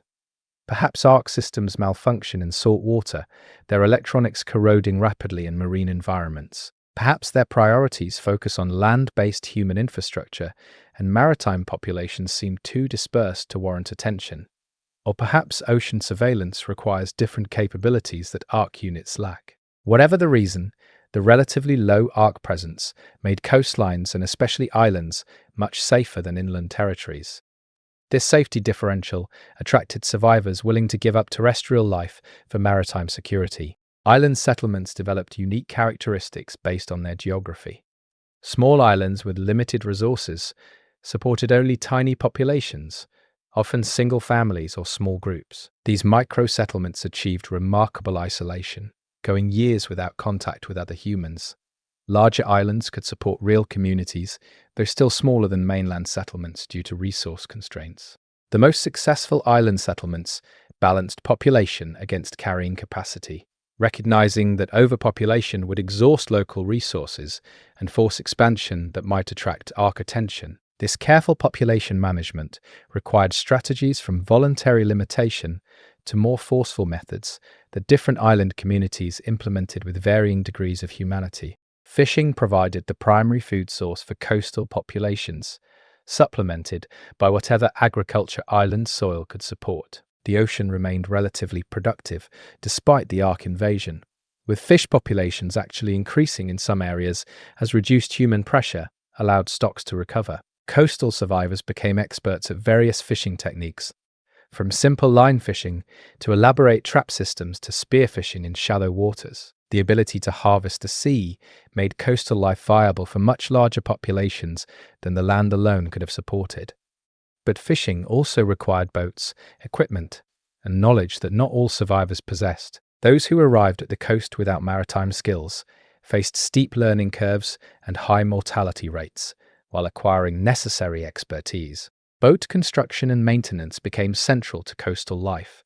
Pre-Ark vessels could be salvaged initially, but they required maintenance and eventually needed replacement. Coastal communities developed boat-building traditions, using whatever materials they could access, from salvaged pre-Ark components to wood harvested from coastal forests. The quality of these boats varied enormously, from seaworthy craft that could handle rough seas to barely floating death traps that killed their crews in the first storm. Knowledge of boat building, navigation, and seamanship became the most valued expertise in coastal communities, with skilled boat builders and navigators achieving high social status regardless of their pre-Ark backgrounds. Navigation at sea became both essential and difficult without modern positioning systems. Coastal survivors relearned celestial navigation, using stars and sun positions to determine their location. Landmarks became crucial for short-range navigation, with detailed knowledge of coastal features allowing experienced navigators to find their way even in poor visibility. Weather prediction from natural signs became a survival skill, as being caught at sea during storms without warning could mean death. This accumulated maritime knowledge was passed from experienced sailors to apprentices, creating master navigator traditions that would have been familiar to pre-industrial mariners. The loss of a skilled navigator could be catastrophic for an island community, leaving them unable to safely travel beyond sight of land. Inter-island trade developed organically as communities with surplus of certain goods discovered others with different surpluses. One island might have excellent fishing but poor soil, while another had limited fishing but good agriculture. Trading fish for vegetables created mutually beneficial relationships. As the trade network expanded, it included not just food, but tools, crafted goods, and especially information about Ark activity and other human settlements. Some islands became trading hubs where goods from multiple sources would concentrate for redistribution. These hub islands gained wealth and influence, though they also became targets for pirates and raiders seeking to control lucrative trade routes. piracy emerged as a persistent problem in coastal regions. Some survivors, unable or unwilling to sustain themselves through legitimate means, turned to raiding other boats and settlements. Pirates operated from hidden bases on remote islands or secluded mainland coves, venturing out to intercept traders or assault vulnerable settlements. The maritime environment made piracy particularly effective, as the ocean provided escape routes difficult to follow, and islands offered countless hiding places. Defending against pirates required coastal settlements to develop their own naval capabilities, armed boats that could patrol nearby waters and respond to attacks. The ongoing conflict between legitimate coastal communities and pirates drained resources and lives, but couldn't be avoided given the stakes involved. The environmental knowledge required for coastal survival extended beyond navigation and weather. Survivors had to learn which sea creatures were safe to eat and which were toxic, which could be harvested sustainably, and which were endangered. Tidal patterns affected everything from fishing to travel to settlement construction. Coral reefs provided fishing opportunities, but also navigation hazards that could destroy boats. Coastal survivors developed intimate knowledge of their local marine environment, understanding its rhythms and dangers in ways that paralleled how inland survivors learned terrestrial ecosystems. This knowledge was crucial for long-term survival and was carefully preserved and transmitted to new generations. Freshwater remained a critical constraint for island settlements. Rainwater collection provided some supply, but many islands lacked natural springs or wells. Some communities developed desalination systems using salvaged equipment or improvised solar stills, though these provided limited capacity. Others transported water from the mainland or from larger islands with abundant supplies. Water scarcity limited how large island populations could grow and forced settlement locations to areas where water could be accessed. Communities that solved their water problems thrived, while those that didn't faced constant crisis. The isolation of island life created distinctive cultural developments. Without regular contact with mainland culture, island communities evolved their own traditions, languages, and social structures. Some islands maintained pre-arch religious practices with remarkable conservatism, while others developed entirely new spiritual traditions incorporating ocean imagery and maritime mythology. Cultural exchange happened when traders visited, but the isolation meant that island cultures diverged significantly from each other and from mainland norms. This diversity represented both richness and potential conflict, as islanders with very different cultural assumptions occasionally came into contact. Children born on islands after the Ark invasion knew only maritime life. They learned to swim before they could walk, grew up in boats, understood tides and fish behavior intuitively. These ocean-born children were often more comfortable on water than on land, and they viewed the mainland with mixture of curiosity and fear. Stories of the Ark invasion came to them second-hand, filtered through parents' memories and community lore. For them, the ocean was normal, was home, was the natural human environment. This generational shift meant that island settlements were developing genuinely maritime cultures rather than just coastal adaptations of land-based society. The relationship between island settlements and mainland coastal communities was complex. Islands had safety advantages, but resource disadvantages. The mainland offered more resources but higher arc risk. Trade relationships reflected this complementarity, with islands providing safe havens and fishing access, while mainland settlements provided agricultural products and salvaged goods. Political relationships varied from close cooperation to outright hostility. Some island communities claimed independence from mainland authority structures, while others maintained formal or informal affiliations with places like Speranza. These varying relationships reflected different assessments of the benefits and costs of connection versus autonomy. Storms represented the most severe natural threat to coastal settlements. Without weather satellites or meteorological services, storms arrived with minimal warning. Large storms could devastate coastal communities, destroying boats, flooding settlements, and killing anyone caught exposed. Island settlements had to be built with storm survival in mind, using construction techniques that prioritized wind resistance and flood tolerance. The storm season shaped the entire rhythm of coastal life, with communities preparing for months in advance and recovering for months afterward. Particularly severe storms could set a settlement back years, destroying infrastructure and food stores that took enormous effort to accumulate. Medical care in coastal settlements benefited from some marine resources. Certain seaweeds had medicinal properties that coastal healers learned to exploit. Fish oil provided nutrients important for health. The moderate coastal climate reduced some cold weather illnesses that plagued inland settlements. However, maritime life brought its own health risks. Drowning was a constant danger, particularly for children. Exposure to sun and salt water caused skin conditions that could be debilitating. Injuries from fishing and boat work were common and often serious. The balance of health advantages and disadvantages varied between communities. But overall, coastal survivors may have been somewhat healthier than their inland counterparts, particularly in terms of nutrition. The future of the coastal margins depends heavily on broader human survival. If humanity eventually defeats or accommodates the Ark threat, coastal communities might decline as people return inland. But if the Ark remain a permanent presence, making inland life untenable, the coasts and islands could become primary zones of human habitation. Some speculate that humanity's long-term future might be primarily maritime, with most people living on islands or floating settlements. Having largely abandoned the contested inland territories, this maritime future would represent a radical transformation of human civilization, but perhaps no more radical than the transformation already imposed by the Ark invasion.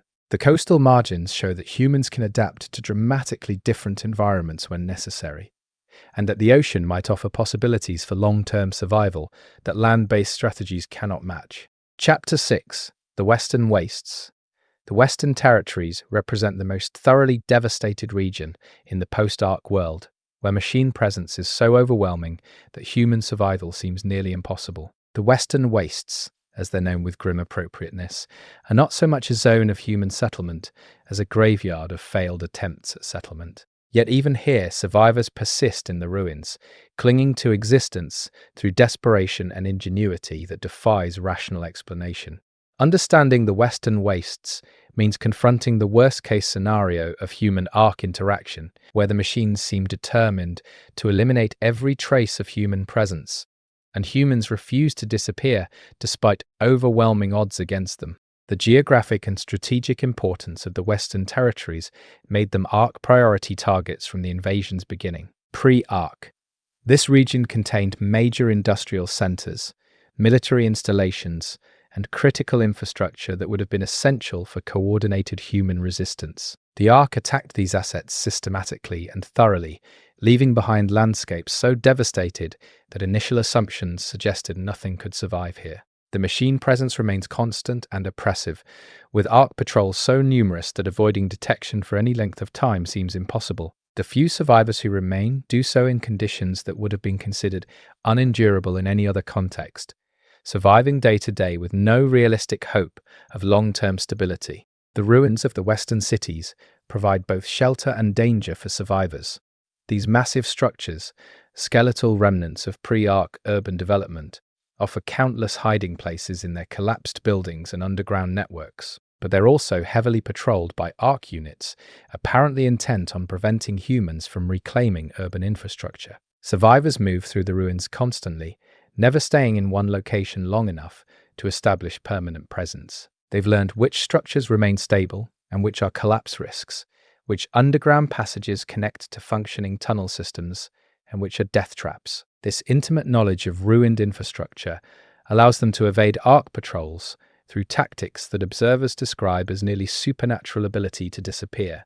Population estimates for the Western Wastes are necessarily vague, given the difficulty of gathering data, but all sources suggest numbers far smaller than any other region. Where other territories might support thousands or tens of thousands of survivors, the wastes probably contain only hundreds, scattered across vast, devastated areas. These survivors exist in small groups, rarely exceeding a dozen people, often operating entirely independently of each other. Contact between groups is sporadic and often hostile, as the scarcity of resources creates zero-sum competition, where one group's survival might depend on excluding others from limited safe zones or supply caches. Trust is nearly non-existent, with survivors assuming anyone they meet is a potential threat. Food acquisition in the wastes is a constant, desperate struggle.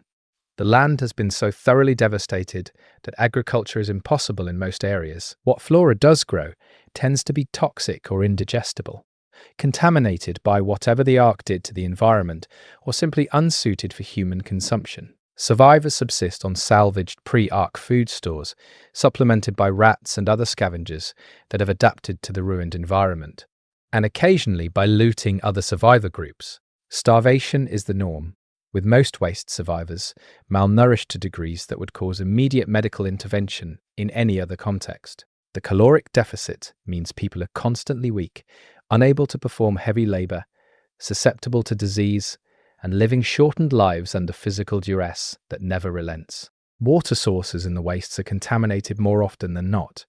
Whatever the ark did to the industrial centers poisoned groundwater and surface water alike, making finding clean drinking water nearly impossible. Survivors have learned through bitter experience which sources are merely brackish and which are actively toxic, which can be consumed briefly before causing sickness, and which kill immediately. Rain collection provides some clean water, though the rain itself often carries contaminants from the ruined atmosphere. Survivors hoard pre-ark water purification tablets as precious beyond almost any other resource, using them sparingly to make contaminated water marginally safer. Dehydration is as common as malnutrition, with people forced to choose between dying of thirst or drinking water that makes them sick. The ark's behavior in the wastes suggests something more than simple extermination programming. The machines here don't just patrol, they seem to be conducting deliberate operations that transform the environment systematically. Observers report ark units digging massive excavations, constructing strange structures from salvaged materials, and processing natural resources in ways that defy interpretation. Some survivors believe the ark are terraforming the region for their own purposes, reshaping the landscape to suit machine requirements regardless of impact on terrestrial life. Others think the machines are mining resources they need to sustain themselves or build reinforcements. These activities create dangerous zones where human presence is detected and eliminated almost instantly, making portions of the wastes completely off limits. Technology in the wastes has regressed to the absolute minimum. Any electromagnetic signature attracts ark attention immediately and lethally, so survivors avoid anything electronic. Tools are simple mechanical devices or improvised weapons crafted from rubble. Clothing is whatever can be scavenged and repaired repeatedly. Shelter is temporary and minimal, quickly abandoned hiding spots rather than permanent structures. This technological abandonment wasn't a choice but an adaptation forced by absolute necessity. Survivors who tried to maintain even basic technology died quickly, teaching harsh lessons about what could and couldn't be sustained in ark-dominated territory. The result is human life stripped to its most primitive essentials, survival reduced to hiding, fleeing, and hoping to last another day. The psychological toll of life in the wastes is catastrophic and obvious in every survivor. Extended terror produces mental states that mix hypervigilance with fatalistic resignation. People develop the ability to remain motionless and silent for hours when ark patrols pass nearby, shutting down everything except the minimal awareness needed to detect danger. This dissociative capacity probably saves lives, but creates minds fragmented and damaged in ways that would require psychiatric intervention unavailable in the wastes. Many survivors display symptoms consistent with severe PTSD, while others seem to have adapted to horror by deadening their emotional responses entirely. Children born into this environment display developmental abnormalities, unable to develop normally when every moment is consumed by survival imperatives. Communication between waste survivors happens through dead drops and predetermined signals rather than direct contact. Leaving messages in specific locations allows information exchange without the vulnerability of face-to-face meetings. The messages are usually brief warnings about ark patrol patterns or locations of resources, occasionally notes seeking specific items for trade. This system is slow and uncertain, but it creates a minimal information network that slightly improves everyone's survival odds. The messages also serve psychological functions, proof that other humans exist nearby, that the solitary survivor isn't alone even if they never see another person. This tenuous connection to humanity helps maintain sanity in circumstances that would otherwise drive people mad. Trade in the wastes involves exchanges of salvaged materials more often than food, since food is too scarce to trade away.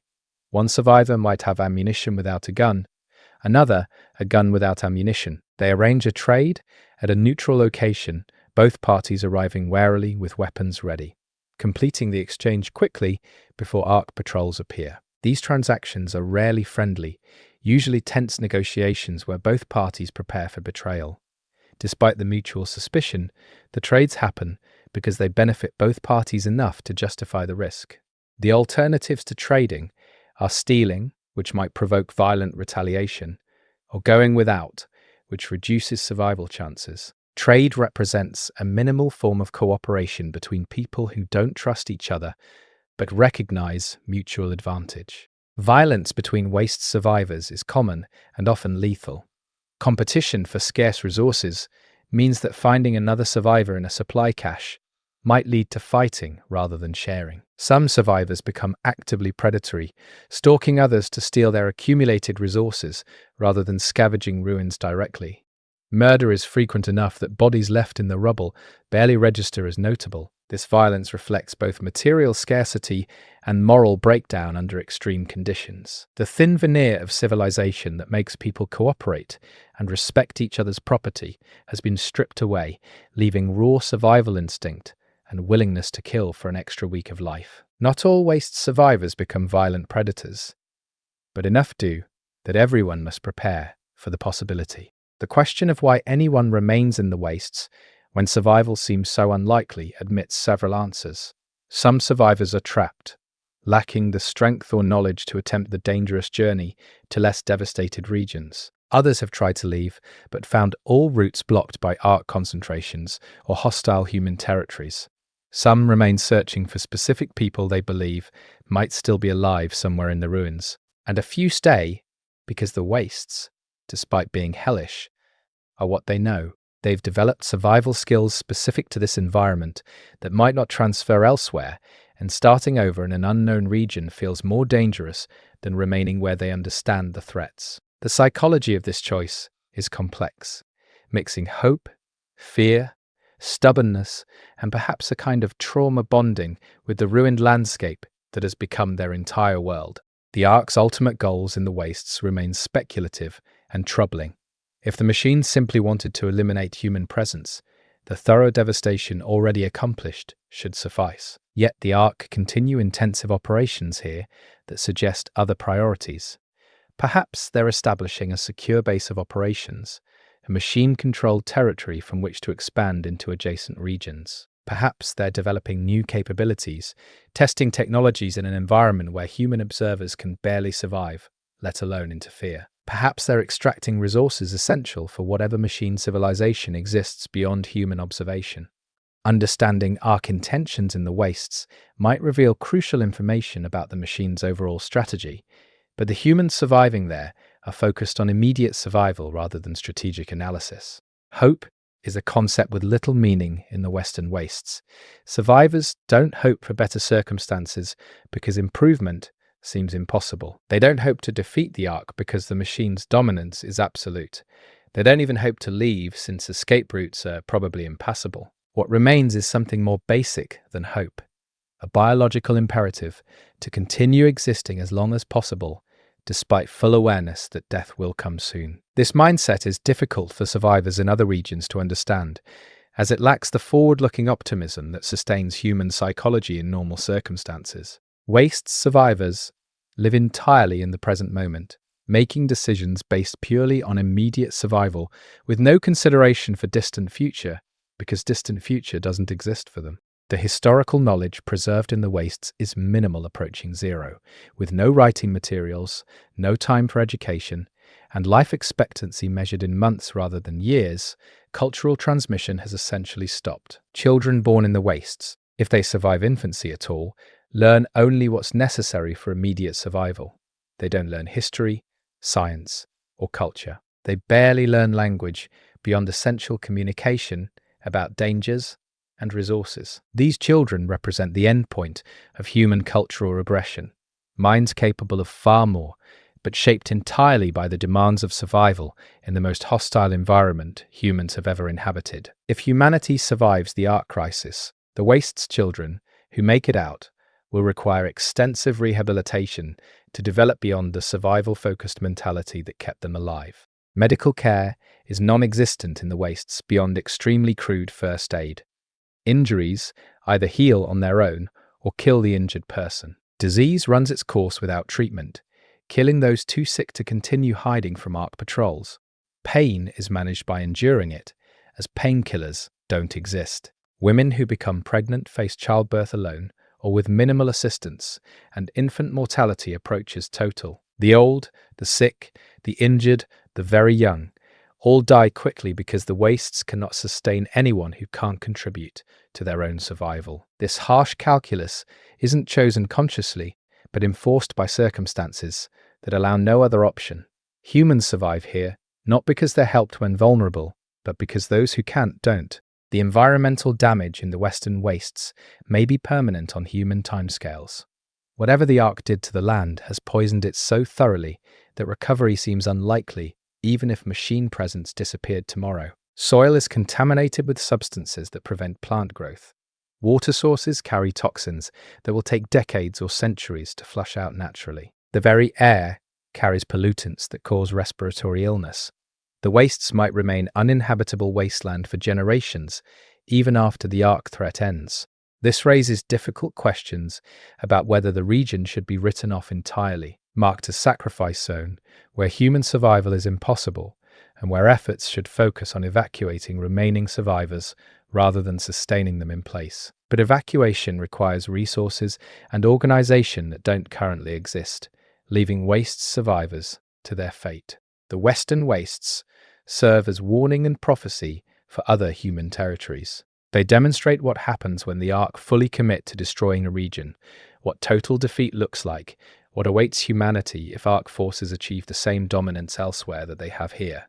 Every other settlement, every other survivor group, studies the Wastes with horrified fascination, recognizing that they're seeing their potential future. The Wastes are what everywhere becomes if human resistance fails, if the defensive strategies and cooperative structures holding other territories together collapse. Survivors elsewhere use the Wastes as motivational nightmare, reminder of what they're fighting to prevent. The Western Wastes are the future that must be avoided, the fate humanity refuses to accept, even as it consumes the people trapped within it.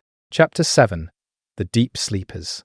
In scattered locations across all human territories, survivors discovered something unexpected in the chaos following the Ark invasion. Sealed bunkers and storage facilities containing humans in cryogenic suspension, placed there before the machines arrived by people who apparently knew something was coming. These deep sleepers, as they've become known, represent fragments of pre-Ark humanity preserved in stasis, waiting for conditions that might never arrive. Their discovery raised profound questions about what information someone had about the Ark invasion, who had access to cryogenic technology and resources to use it, and what instructions or intentions guided the decision to put specific people into suspended animation.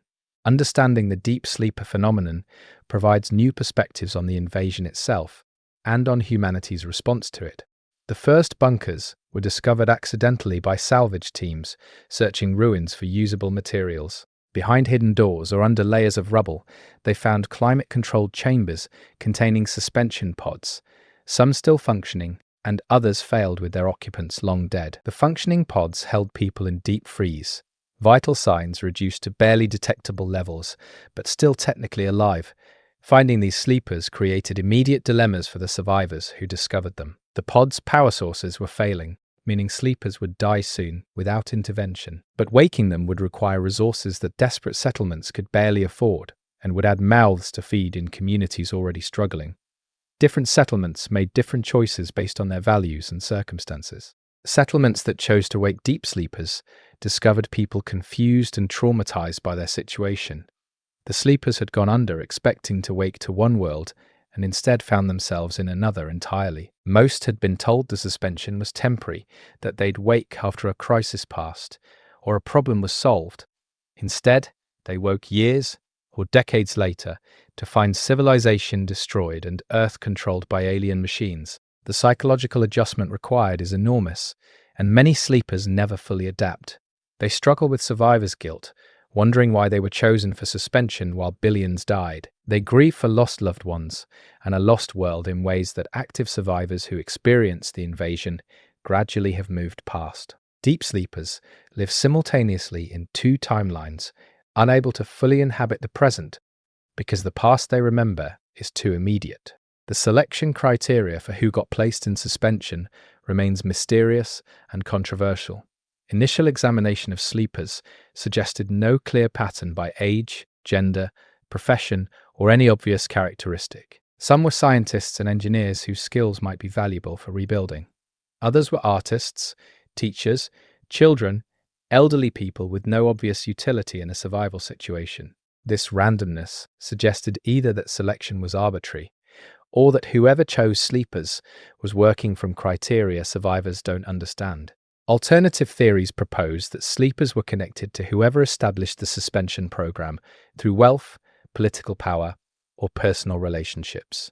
Under this interpretation, the suspension program was fundamentally corrupt, saving privileged individuals while leaving others to face the Ark invasion unprepared.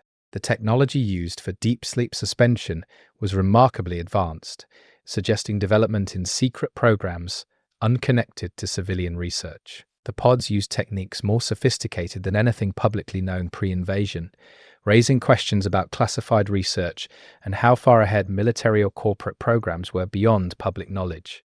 This technological disparity troubles some survivors who question what else was hidden from general population, what other preparations might have been made that only benefited elites. The suspension pods themselves are valuable as technology, containing components and systems that could be salvaged for other purposes. Settlements face difficult choices between maintaining pods for sleepers not yet woken and harvesting them for immediate use in critical systems. Waking protocols for deep sleepers are complex and dangerous, requiring medical knowledge and resources many settlements lack. The process can't be rushed without causing severe physiological damage or death. Proper revival takes days or weeks of carefully monitored gradual warming and system reactivation. Settlements that attempted rapid wake procedures lost sleepers to shock, organ failure, and neurological damage. This created ethical dilemmas when pods were failing and settlements had to choose between attempting dangerous rapid revival or allowing sleepers to die in suspension. Different communities resolved these dilemmas differently based on their values and capabilities, with some attempting heroic rescue efforts while others made cold calculations about resource allocation versus survival probability. The knowledge that deep sleepers bring from the pre-Ark world is valuable but often difficult to apply. Someone who is an expert engineer before suspension knows systems and technologies that no longer exist and can't be replicated with available resources. Their expertise becomes theoretical rather than practical, interesting but not immediately useful. Some sleepers adapt by learning current survival techniques and contributing with their problem-solving abilities rather than specific knowledge. Others struggle to accept that their former expertise is obsolete and become depressed or bitter about their displacement in time and circumstance. The successful integration of deep sleepers into post-Ark communities requires flexibility on both sides, with sleepers accepting new realities and established survivors valuing what sleepers can contribute, even if it differs from their pre-invasion roles. Conflicts have arisen in some settlements where deep sleepers were granted authority based on their pre-Ark credentials, rather than demonstrated competence in current conditions. A former corporate executive might assume leadership based on old-world status despite lacking relevant survival skills. A military officer might expect command despite having no experience fighting Ark forces. These assumptions of authority based on pre-invasion hierarchy sometimes create resentment among survivors who earned their positions through proven capability in the post-Ark world. The most successful sleeper integrations happen in communities that evaluate everyone equally, regardless of their past, allowing sleepers to demonstrate their value without being given automatic deference or being discriminated against for their temporal displacement. The existence of deep sleeper programs raises disturbing possibilities about advanced knowledge of the Ark invasion. If someone knew enough to prepare suspension programs, what else did they know that wasn't shared with the general population? Were there warnings that could have been issued, preparations that could have been made, defenses that might have saved lives if the truth had been shared broadly? The investigation into who established these programs and what they knew has become obsession for some survivors, seeking answers about how humanity was caught so unprepared. The few sleepers who claim to know anything about the program's origins provide contradictory accounts, and many profess complete ignorance of why they were selected or what the program's purposes were. Some settlements have made finding and securing deep sleeper bunkers a priority, seeing them as repositories of human genetic and cultural diversity worth preserving. These communities allocate resources to maintain pods until conditions improve enough for safe revival. They view themselves as guardians of humanity's past, ensuring that when rebuilding becomes possible, there will be people with direct memory of pre-invasion civilization to guide that rebuilding. Critics argue this is misallocation of scarce resources, that energy and effort spent maintaining sleepers should be directed toward helping living survivors. The debate reflects different visions of post-arc humanity's future and different judgments about whether preserving the past is valuable or whether clean break allows better adaptation. The biological and medical condition of deep sleepers varies dramatically, depending on suspension quality and duration. Some sleepers emerge relatively healthy after proper revival, suffering only temporary muscle atrophy and disorientation. Others have sustained damage from suspension itself or from partial pod failures that stress their systems. The most tragic cases are sleepers who survived physically but suffered neurological damage, waking with cognitive impairment or personality changes that make them fundamentally different people than who went into suspension. These damaged sleepers present additional burden to settlements that must care for them and raise ethical questions about quality of life and whether revival was kindness or cruelty in cases where full recovery is impossible. Children placed in deep sleep present special challenges and opportunities. They're adaptable, capable of learning post-arc survival skills more readily than adults might. They carry genetic diversity that could be valuable for long-term human population health.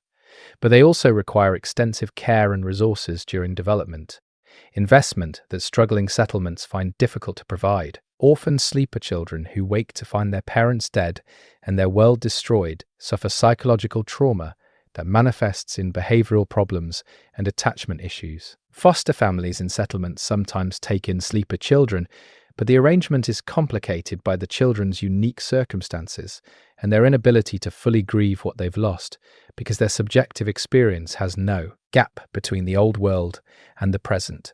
The deep sleeper phenomenon has spawned conspiracy theories and speculation throughout survivor communities. Some believe additional bunkers exist undiscovered, possibly containing hundreds or thousands more sleepers in hidden locations. Others suggest that whatever entity established the program might have its own sleepers in secure facilities, preparing to emerge once arc threat diminishes. The most paranoid theories propose that the suspension program was connected to the arc invasion itself, that whoever put people in stasis did so because they planned or predicted the machine's arrival. These theories are unfalsifiable with available evidence, but they persist because they offer explanations for otherwise inexplicable advanced preparation and because they channel survivors' anger at feeling abandoned by whatever authorities might have known what was coming. The integration of deep sleepers into existing power structures has proceeded differently across settlements.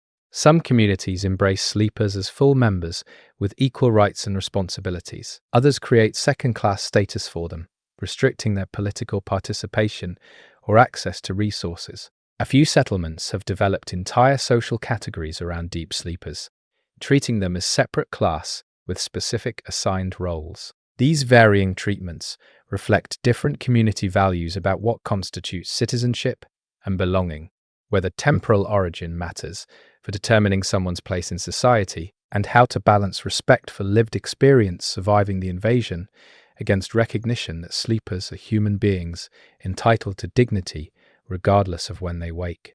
The religious and philosophical implications of deep sleep have been debated extensively in communities with active spiritual traditions. Some religious groups view the suspension technology as playing God, artificial intervention in natural life cycles that violates divine order. Others see it as miraculous preservation, evidence of providence guiding humanity's survival. Philosophical discussions center on questions of personal identity, and continuity. Is someone who goes into suspension and wakes years later the same person, or has the gap in consciousness created a new individual with the memories of the previous one? These questions are more than abstract speculation for deep sleepers trying to understand their own existence, and for communities trying to determine what legal and social status sleepers should hold. The technological legacy of deep sleeper programs extends beyond the suspension pods themselves. The bunkers often contain other preserved materials, including data storage, equipment, and supplies. Some bunkers held libraries of digitized information, preserving pre-arc knowledge that would otherwise have been lost. These data repositories are valuable beyond measure, containing everything from practical technical manuals to cultural artifacts like music and literature. Accessing the data requires functioning computers and power sources that some settlements possess and others don't, creating another dimension of inequality in the post-arc world where access to preserved knowledge becomes a strategic resource. The future of deep sleepers as a population remains uncertain. If more bunkers are discovered and settlements choose to revive their occupants, sleepers could eventually constitute a significant minority in survivor communities. Their collective perspective, shaped by direct memory of the pre-arc world, might influence how human civilization develops. Alternatively, if most bunkers have already been found, or if remaining pods fail before discovery, deep sleepers might remain a small group, whose influence fades as they age and die or assimilate into broader survivor culture. The psychological adjustment challenges many sleepers face suggests that they'll remain somewhat separate, even as they integrate, carrying forward a distinct identity as people who remember both worlds and belong fully to neither. The deep sleeper phenomenon ultimately represents both lost opportunity and unexpected hope. Opportunity was lost because whatever resources and knowledge went into creating the suspension program could have been used to warn people or prepare defenses against the Ark invasion. But hope emerges from the preservation of human diversity and pre-Ark knowledge that sleepers represent, from the possibility that their presence provides connections to the past that help survivors understand where they came from as they struggle to determine where they're going. The sleepers are living time capsules, vessels carrying fragments of lost world into the harsh present, and what humanity does with them says something about what kind of future survivors are trying to build. The lore behind every human civilization explained. Outside Speranza, Ark Raiders lore. Human civilization outside Speranza exists in fragments, each piece adapting differently to the Ark threat and to the fundamental transformation of human existence. From the cooperative federalism of the Eastern enclaves to the brutal efficiency of the Southern Syndicate, from the isolated resilience of northern holdouts to the maritime adaptation of coastal margins, from the desperate endurance in the western wastes to the temporal displacement of deep sleepers, humanity shows its capacity for survival under conditions that would have seemed impossible before the invasion. These settlements and survivor groups demonstrate that there is no single human response to existential threat, no one correct path to survival. Different circumstances create different solutions, different values produce different societies, and different choices lead to different futures. What unifies these fragmented communities is their refusal to surrender despite overwhelming odds, their persistence in remaining human, even as they transform into something that might be unrecognizable to their pre-Ark ancestors. The future of these civilizations depends not just on defeating or accommodating the Ark, but on whether humans can maintain connection to each other despite geographical and cultural fragmentation, whether cooperation can overcome competition when resources are scarce and trust is difficult, whether humanity can preserve what makes it human while adapting to a world that requires constant transformation. These questions remain open, their answers being written in daily decisions of thousands of survivors choosing between despair and determination, between isolation and connection, between mere survival and the harder work of building lives worth living in the ruins of the world that was. Chapter 8. The Wandering Caravans. The roads and paths connecting scattered human settlements became home to a unique class of survivors who rejected permanent settlement in favor of constant movement. The wandering caravans, networks of mobile traders and nomads who travel between communities, developed their own distinct culture and survival strategies. These perpetual wanderers serve crucial functions in the post-Ark world. moving goods and information between isolated settlements while maintaining independence from any single community's authority. Understanding the caravans reveals another dimension of human adaptation, showing how some survivors found safety not in hiding or fortification, but in mobility itself, staying ahead of threats through movement rather than confronting them directly. The origins of the caravan culture trace back to the immediate post-invasion period when survivors attempting to reach safe zones found that stopping meant death. Ark patrols targeted stationary groups, but individuals or small groups on the move sometimes slipped through gaps in machine coverage.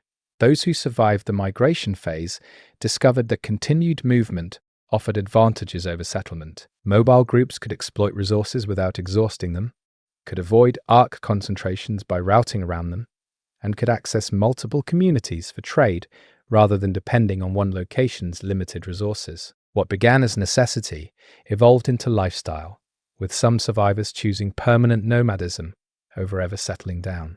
The typical caravan consists of 10 to 30 individuals traveling together for mutual protection and efficiency. Larger groups attract too much ark attention and struggle to move quietly through contested territory. Smaller groups lack the manpower to defend against raiders or handle the physical demands of constant travel. The optimal size balances these concerns, creating groups large enough for security but small enough for mobility. Caravan composition varies widely, from family groups traveling together to loose associations of individuals with complementary skills who banded together for survival.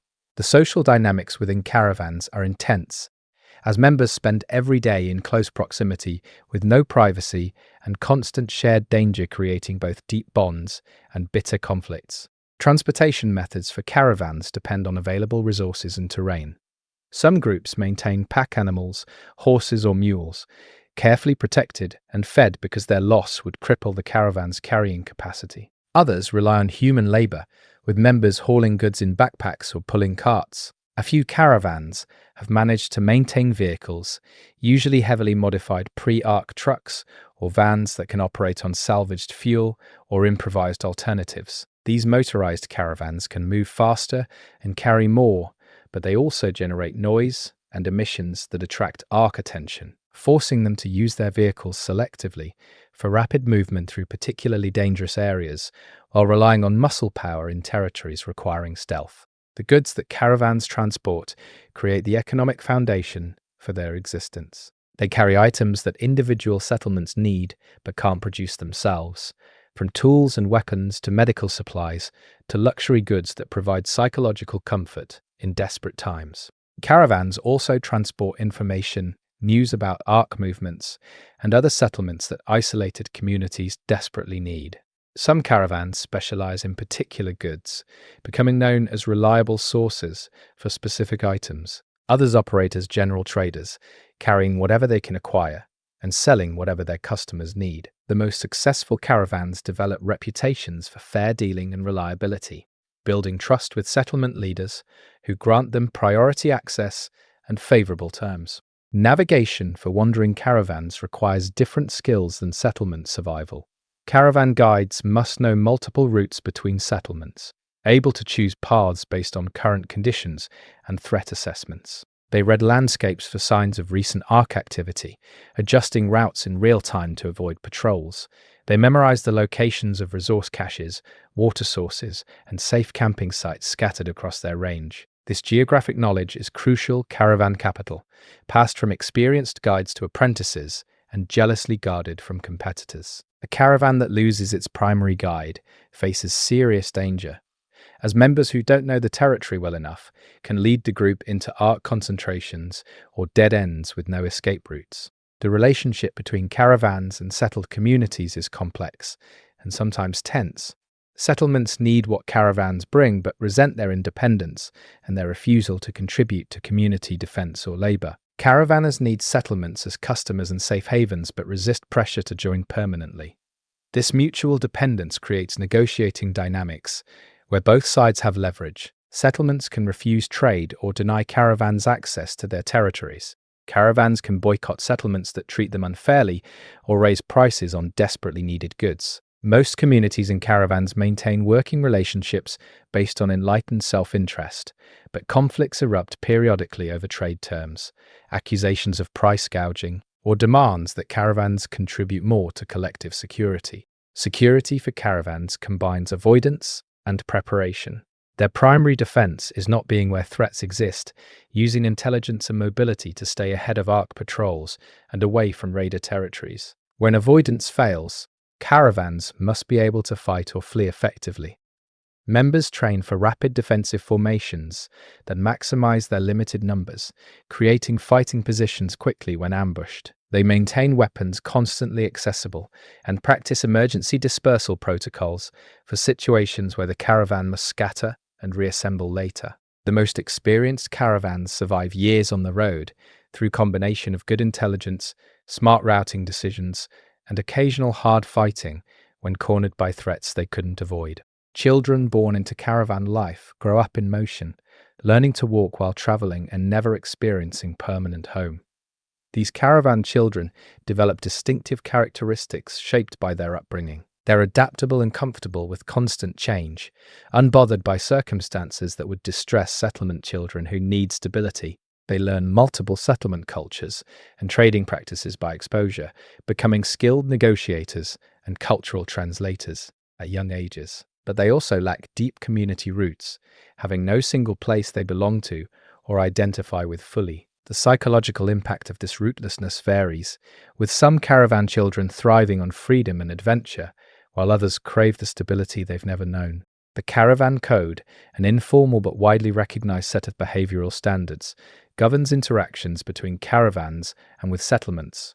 Core principles include honoring trade agreements, respecting settlement rules while visiting, not competing unfairly with other caravans through violence or sabotage, and sharing critical information about ARC threats that affect everyone. Violations of the code are taken seriously because caravans depend on their reputations, and a caravan known for dishonesty or betrayal will be excluded from settlements and attacked by other caravans. Enforcement happens through collective action, with multiple caravans cooperating to punish code breakers through boycott, or in severe cases, direct confrontation. This self-governance system works imperfectly, but provides minimal order in an environment lacking formal authority. Seasonal patterns dramatically affect caravan operations. Winter travel becomes extremely dangerous, with harsh weather killing exposed travelers and reducing visibility for navigation. Most caravans winter over in friendly settlements, trading their mobility for temporary security and shelter. Spring and fall are peak trading seasons when conditions allow safe travel and settlements have surpluses to trade. Summer brings different challenges depending on region, from heat that makes desert travel deadly to storms that flood routes and destroy bridges. Experienced caravans plan their circuits around these seasonal variations, timing arrivals at specific settlements to coincide with harvest or other events, when goods are plentiful and trading opportunities maximize. The stories and songs of caravan culture serve multiple functions beyond entertainment.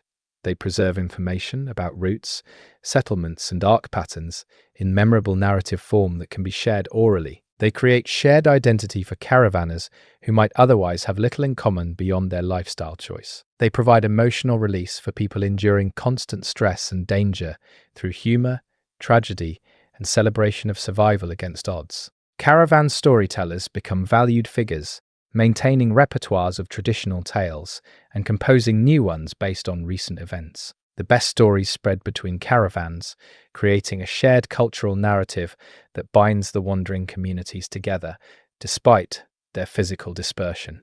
Medical emergencies present unique challenges for caravans without access to settlement facilities or stable conditions for treatment. Caravan medics learn to handle injuries and illness while on the move, providing care in temporary camps with limited supplies. Serious medical problems force difficult decisions about whether to seek help at the nearest settlement, potentially exposing the patient to additional travel stress or attempting to treat on the road with inadequate resources. Some injuries and illnesses prove fatal, simply because proper treatment is impossible in caravan conditions. This harsh reality is accepted as part of the lifestyle, with caravanners understanding that choosing mobility over settlement comes with medical risks that could kill them when stationary life might save them. Romance and family formation in caravan culture differs from settlement patterns. Partnerships form and dissolve more fluidly, with the close quarters and shared danger creating intense but sometimes temporary bonds. Some caravans adopt flexible relationship structures where exclusive pairing is less emphasized than in traditional settlement culture. Children might be raised communally by the entire caravan rather than by specific parents, with adults sharing childcare responsibilities. These adaptations make sense given caravan logistics, as traditional nuclear family structures are difficult to maintain when everyone must contribute equally to group survival, and individual privacy is essentially non-existent. Conflicts between caravans over routes, customers, or personal grievances occasionally escalate to violence. These conflicts are usually brief but intense, with the losing caravan either withdrawing or being destroyed entirely. More often, disputes are resolved through negotiation mediated by respected elder caravanners who can pressure both sides toward compromise. The caravan community generally views inter-caravan warfare as destructive waste that benefits no one, and significant social pressure exists to resolve conflicts peacefully. But when mediation fails and violence erupts, it's typically decisive and brutal, as neither side can afford extended conflict while also managing arc threats and maintaining trade relationships. The spiritual practices of caravan culture blend elements from multiple settlement religions with unique additions reflecting nomadic life. Many caravanners develop animistic beliefs about the roads themselves, treating particular routes or landmarks as sacred or cursed based on accumulated experiences. Road shrines appear at significant locations where caravans traditionally stop, accumulating offerings from travelers seeking safe passage. The constant movement and ever-changing horizons create contemplative mindsets in some caravanners who develop philosophical or mystical perspectives from their perpetual journey. Others abandon religion entirely, finding the demands of survival leave no room for spiritual concerns beyond immediate physical needs. The elders of caravan culture, those who survive decades on the road, become repositories of knowledge and authority. They remember routes that younger caravanners never traveled, know settlement histories and arc pattern changes over years, and carry wisdom earned through countless close calls and survived disasters. These elders often retire to settlements eventually, their bodies no longer able to handle constant travel's physical demands. Settlements that accept retired caravanners gain valuable advisors who can provide perspectives and information unavailable anywhere else. But not all settlements welcome former nomads, viewing them with suspicion as outsiders who never committed to community welfare during their productive years. Technology use by caravans is carefully calculated against mobility costs. Every piece of equipment must justify its weight and the resources it consumes. Radios allow communication between caravan members when spread out, but they also emit signals that might attract arc attention. Solar chargers could power small devices but add bulk to already heavy packs. The calculation differs for each caravan based on their specific situation, with some maintaining more technology while others minimize it completely. This constant cost-benefit analysis applied to every possession creates mindsets focused on essential utility, with caravanners learning to differentiate between what they need and what they merely want, keeping only the former. The future of caravan culture depends on broader human survival and the evolution of post-arc civilization. If settlements eventually establish stable territories with secure trade routes, professional caravans might evolve into formal merchant companies with regular circuits and substantial capital. If the arc threat intensifies and settlements fail, nomadic life might become humanity's primary mode, with everyone becoming wanderers without fixed homes. If communication technology improves enough to coordinate trade remotely, the role of physical traders might diminish. For now, caravans fill essential niches in the post-arc economy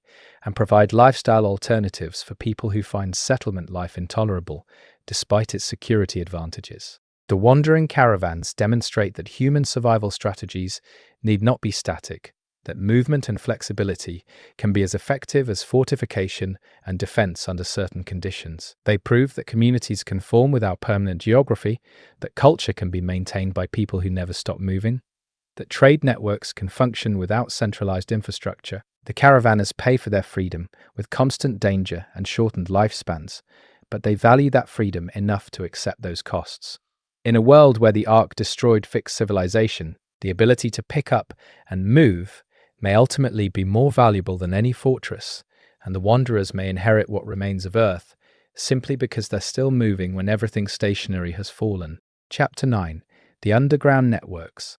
Beneath the surface of the devastated world, survivors discovered and created subterranean refuges where Ark surveillance couldn't reach and machine patrols rarely ventured. The underground networks represent humanity's adaptation to three-dimensional survival, abandoning the surface to the machines and building new civilization in tunnels, caves, and artificial excavations. These underground dwellers developed unique cultures and technologies adapted to their lightless environment, proving that humans can survive and even thrive in conditions radically different from surface life. Understanding the underground networks reveals how far humanity will go to escape the Ark threat, and what compromises people accept when choosing survival over familiar modes of living.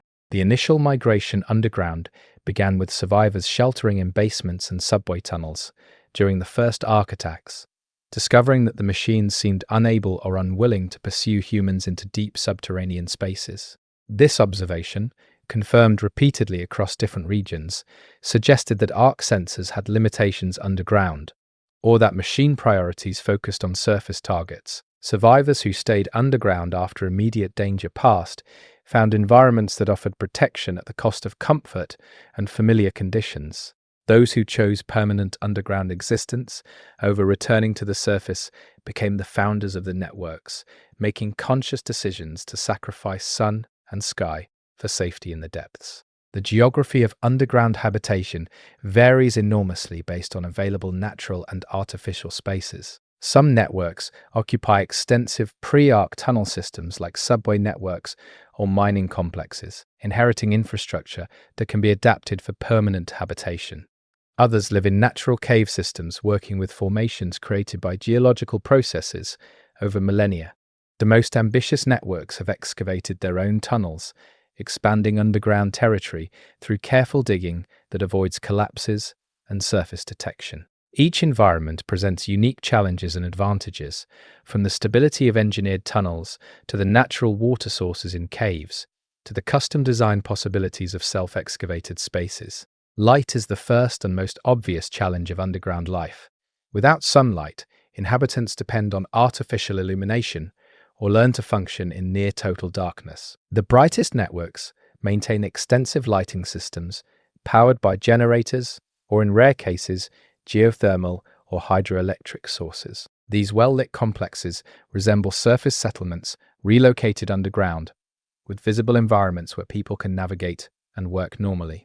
More commonly, networks operate with minimal lighting, using small lamps or bioluminescent organisms to provide just enough illumination for essential tasks, while conserving power. The darkest networks have adapted to functioning without light entirely, developing enhanced senses and spatial memory that allow navigation through familiar tunnels in complete blackness. Air quality and ventilation present constant concerns for underground populations. Without natural air circulation, enclosed spaces quickly become toxic with carbon dioxide from respiration and other contaminants. Sophisticated networks maintain ventilation systems with carefully concealed surface openings that allow air exchange without creating obvious signs detectable by Ark patrols. Simpler networks rely on natural air currents through connected passages or accept poor air quality as the price of safety. The health impacts of inadequate ventilation are severe, with respiratory illness common in poorly ventilated networks and long-term residents developing chronic conditions from breathing substandard air for years. Water access underground can be abundant or desperately scarce, depending on geology. Networks built near underground rivers or aquifers have reliable water sources that support larger populations. Those in drier geology must capture and store surface water through hidden collection systems or ration carefully from limited underground sources. Water quality varies from pristine spring water to mineralized or contaminated supplies requiring treatment before consumption. The networks with good water access become trading partners for surface settlements, providing water in exchange for goods difficult to produce underground. Water-poor networks remain small and vulnerable, perpetually one drought or source contamination away from catastrophic crisis. Food production underground requires innovative approaches since traditional agriculture needs sunlight. The most sophisticated networks maintain hydroponic farms using artificial lighting, growing crops and nutrient solutions without soil. These systems require significant power and technical knowledge, but can produce substantial yields in relatively small spaces. More commonly, networks cultivate mushrooms and other fungi that thrive in darkness, supplementing this with whatever food can be traded from surface settlements. Protein comes from underground sources like blind fish in subterranean streams, insects and grubs cultivated deliberately, or rats and other creatures that penetrate underground looking for food and become food themselves. The diet is monotonous and nutritionally challenging, requiring careful supplementation to prevent deficiency diseases. The social structures of underground networks evolved to match their physical environments. The intimate proximity of tunnel living and the shared dependence on functioning life support systems creates intense social bonds, but also claustrophobic tension. Privacy is minimal or non-existent in most networks, with individuals sleeping in communal chambers and personal space limited to whatever they can carry. This forced intimacy requires strong social codes about behavior, with rules about noise, waste disposal, and personal conduct enforced strictly because violations affect everyone directly. Networks that can't maintain social order collapse quickly as internal conflict makes cooperation impossible and life support systems fail without collective maintenance. Navigation underground without landmarks or GPS requires different cognitive skills than surface travel. Long-term underground dwellers develop detailed mental maps of their tunnel systems, remembering turns and distances through spatial memory that seems almost supernatural to surface visitors. They mark routes with tactile or olfactory signals that guide in darkness, from rope guides to deliberate air currents to distinctive mineral deposits that can be felt or smelled. Getting lost underground is potentially fatal, as disoriented individuals can wander into unmapped areas and never find their way back. The worst networks have sections where lost members died and their bodies remain, serving as grim warnings about the importance of staying on known routes. The psychological impacts of permanent underground life are profound and not fully understood. The absence of natural light disrupts circadian rhythms, causing sleep disorders and seasonal affective symptoms similar to what surface dwellers experience during dark winters, but intensified and constant. The enclosed spaces and lack of horizons create anxiety and claustrophobia in susceptible individuals. Long-term residents report changes in perception and consciousness, shifts in how they experience time and space that make surface worlds seem alien when they rarely visit. Children born and raised underground develop completely different psychological profiles than surface children, with spatial reasoning adapted to three-dimensional tunnel networks, but difficulty comprehending open spaces and long sightlines they've never experienced. The relationship between underground networks and surface communities is characterized by mutual dependence and mutual incomprehension. Surface dwellers see underground residents as strange, mole-like creatures who have given up too much humanity in exchange for safety. Underground dwellers see surface residents as foolishly exposed, clinging to familiar environments despite constant danger. Trade happens because both groups need what the other provides, with surface communities offering food variety and salvaged surface goods, while networks provide safe storage, water from underground sources, and refuge when arc raids make surface positions untenable. These pragmatic relationships rarely develop into genuine friendship, as the cultural gap between those who live in light and those who live in darkness proves difficult to bridge. Defense of underground networks relies primarily on concealment rather than fortification. Surface entrances are hidden or disguised, located in areas that blend into surrounding terrain and changed periodically to prevent detection. Internal defenses consist of choke points, where narrow tunnels can be collapsed to seal off sections, and vertical shafts that can be climbed or used to drop obstacles on pursuers. The network's greatest defense is the Ark's apparent reluctance to pursue humans deep underground. Whether this is due to technical limitations, strategic priorities, or some machine logic that considers underground humans low-priority targets, remains unknown. Networks that have been discovered and attacked suffered catastrophic losses, as the enclosed spaces that protect them also trap them when enemies penetrate their defenses. Technology in underground networks emphasizes reliability and low power consumption. Backup systems exist for all critical infrastructure because failure of life support means death. Maintenance becomes constant preoccupation, with technical specialists maintaining equipment around the clock and jury-rigging repairs from limited supplies. Innovation happens out of necessity, with underground engineers developing solutions to problems unique to their environment.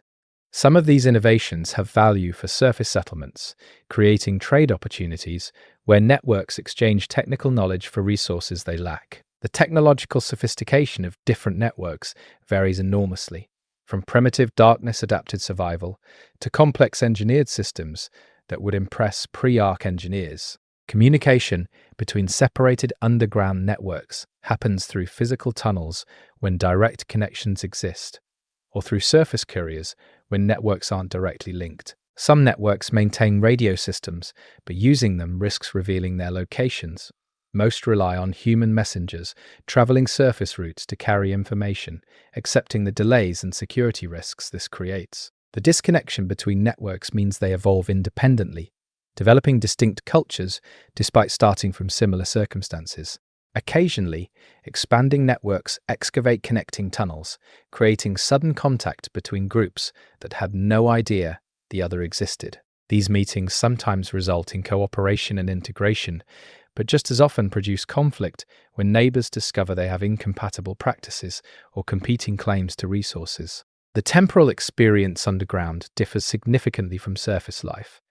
Without day-night cycles, networks establish arbitrary time schedules based on work shifts and sleep requirements rather than solar patterns. Some maintain pre-arc time standards, dividing days into 24 hours and tracking calendar dates despite their irrelevance to actual conditions.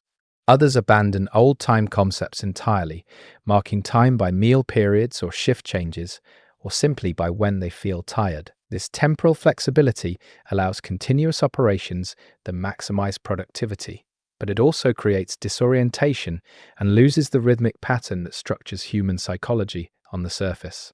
Underground time becomes fluid and subjective, something experienced differently by each individual rather than shared objective framework.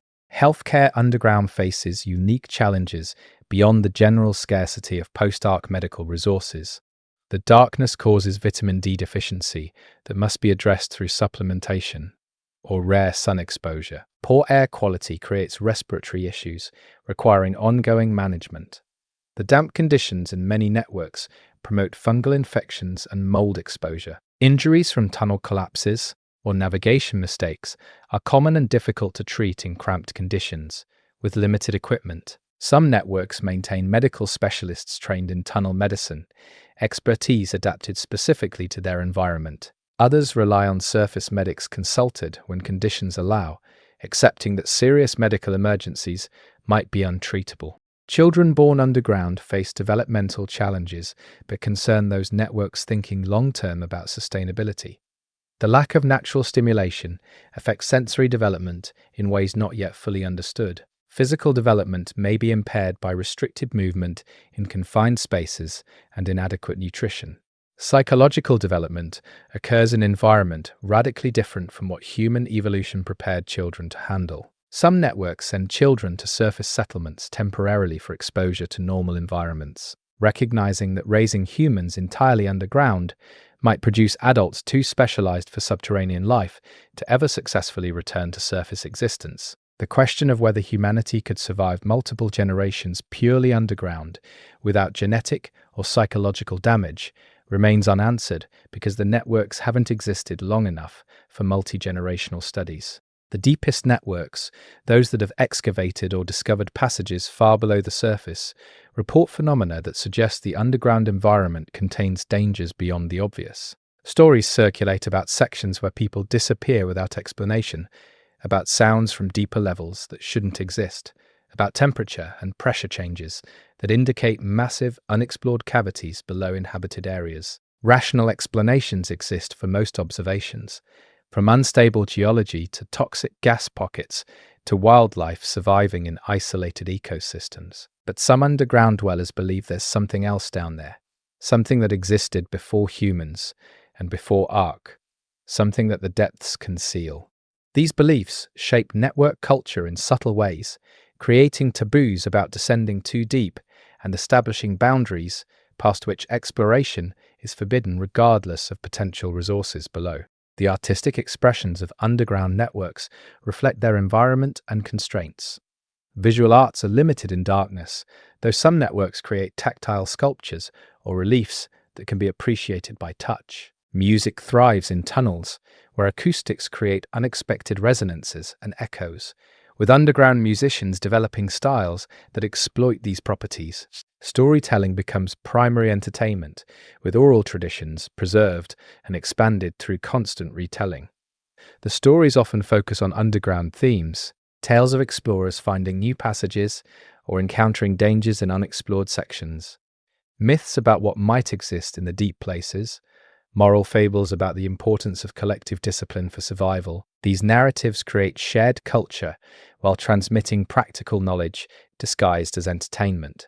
The long-term environmental impact of human underground habitation is uncertain but potentially significant. Waste disposal without proper treatment contaminates groundwater. Tunnel excavation destabilizes geology in ways that might cause surface collapse or redirect underground water flows. Air venting brings surface atmosphere underground while releasing underground gases upward, mixing environments in ways with unpredictable consequences. The networks are mostly too small and too focused on immediate survival to worry about long-term environmental effects, but their collective impact might be altering underground ecology in permanent ways. Future generations inheriting these changes might discover that the underground environment has been damaged by current network survival activities as severely as the Ark damaged surface environment. The underground networks represent humanity's most radical environmental adaptation to post-Ark conditions, abandoning the surface world entirely for existence in spaces that evolution never prepared humans to inhabit. They demonstrate human flexibility and determination to survive, regardless of how far from natural conditions that survival requires. But they also show the costs of such extreme adaptation, from health impacts to psychological changes to cultural transformations that make underground dwellers increasingly different from surface humanity. Whether the networks are temporary refuges until surface conditions improve, or permanent new habitats for subspecies of humans evolving to thrive in darkness, remains to be seen. For now, they persist as proof that humans can survive almost anywhere if desperate enough, though what they become in the process might be something that can barely be recognized as human at all. Chapter 10. The Scavenger Collectives.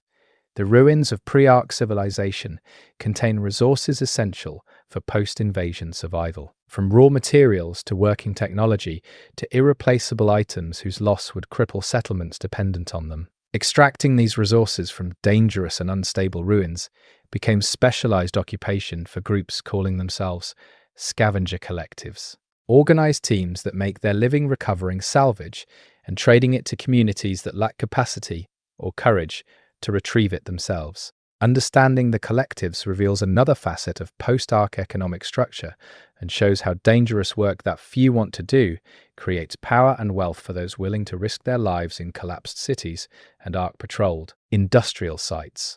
The collectives emerged from informal scavenging that happened immediately after the Ark invasion, with survivors grabbing whatever useful items they could carry while fleeing devastated areas. Over time, survivors realized that systematic salvage required organization, specialized skills, and willingness to take risks that most people avoided. Small groups began forming around individuals with relevant expertise from pre-Ark careers, construction workers who understood structural stability, engineers who could identify valuable components, soldiers who could provide security in dangerous locations. These early teams established precedents that evolved into collective culture, creating organizational structures and operational practices refined through years of dangerous trial and error. The membership structure of collectives varies but generally follows similar patterns. A core group of experienced scavengers leads operations, making decisions about which sites to hit and how to approach them. Supporting members include haulers who move recovered materials, guards who provide security, and specialists who handle specific technical challenges. The division of salvage follows negotiated arrangements that balance risk, contribution, and skill, with lead scavengers taking larger shares but also bearing more responsibility. Some collectives maintain democratic structures where all members vote on major decisions. Others operate as businesses with clear hierarchies and owners who pay employees agreed wages from profits. The most successful collectives manage to maintain some balance between fairness and efficiency that keeps members committed without creating resentment. The sites that collectives target require careful evaluation of risk versus reward. The most valuable salvage exists in locations that were important pre-ARC, industrial facilities and research centers, and military bases rich in high-tech equipment and rare materials. But these sites also attracted the most ARC attention during the invasion and continue being patrolled heavily. Hitting such locations requires detailed planning, surveillance to establish patrol patterns, and quick in and out operations that minimize exposure. Lower value sites like suburban ruins and commercial districts are safer but yield less profitable salvage. Collectives must constantly assess whether potential rewards justify risks, making cold calculations about the value of human lives against commercial gain. The tools and techniques of professional scavenging combine pre-ARC expertise with post-invasion adaptation. Structural engineers analyze buildings to determine which are stable enough to enter and where the collapse risks concentrate. Demolition experts plan controlled removals of valuable items without triggering building failures. Electronic specialists identify salvageable components in damaged systems and extract them carefully. Heavy equipment operators, when collectives can afford to operate machinery despite ARC attraction, use excavators and cranes to move obstacles or retrieve items too large for human handling. All of this happens under time pressure, with scavengers working as quickly as possible while maintaining enough care to avoid fatal mistakes. The relationship between collectives and ARC forces resembles high-stakes predator-prey dynamics. Scavengers become experts at reading ARC patrol patterns, identifying windows when sites are unguarded or less heavily watched. They develop techniques for working silently and minimizing visual signatures that might attract machine attention. When caught, they rely on pre-planned escape routes and defensive positions that might allow some members to survive, even if others are lost. The ARC's behavior towards scavengers seems somewhat different from their approach to settled populations, with machines sometimes pursuing aggressively, and other times seemingly ignoring humans who are just taking materials and leaving. This inconsistency suggests complex machine priorities that scavengers try to exploit without fully understanding. The market for salvaged goods drives collective operations and determines what gets prioritized. Medical equipment and pharmaceuticals command extremely high prices because they can't be manufactured and save lives directly. Working electronics and power generation equipment are valuable because they enable capabilities settlements otherwise lack. Raw materials like metal and plastic have lower per unit value but can be collected in bulk. Luxury items from the old world, things like coffee or chocolate or alcohol, that provide psychological comfort, find niche markets among desperate survivors willing to pay premium prices for small pleasures. Collectives that understand market demands and adjust their salvage priorities accordingly are more profitable and sustainable than those that simply grab whatever seems valuable without considering what they can actually sell. Competition between collectives creates both cooperation and conflict. On one level, collectives recognize shared interests in maintaining salvage sites, avoiding behavior that would increase ARC attention on scavenging in general. They sometimes share intelligence about patrol patterns or newly discovered sites that are too large for single collectives to exploit. But they also compete for the same valuable sites and the same customers, creating conflicts over territory and market access. These conflicts occasionally turn violent, with collectives fighting each other for control of particularly lucrative sites.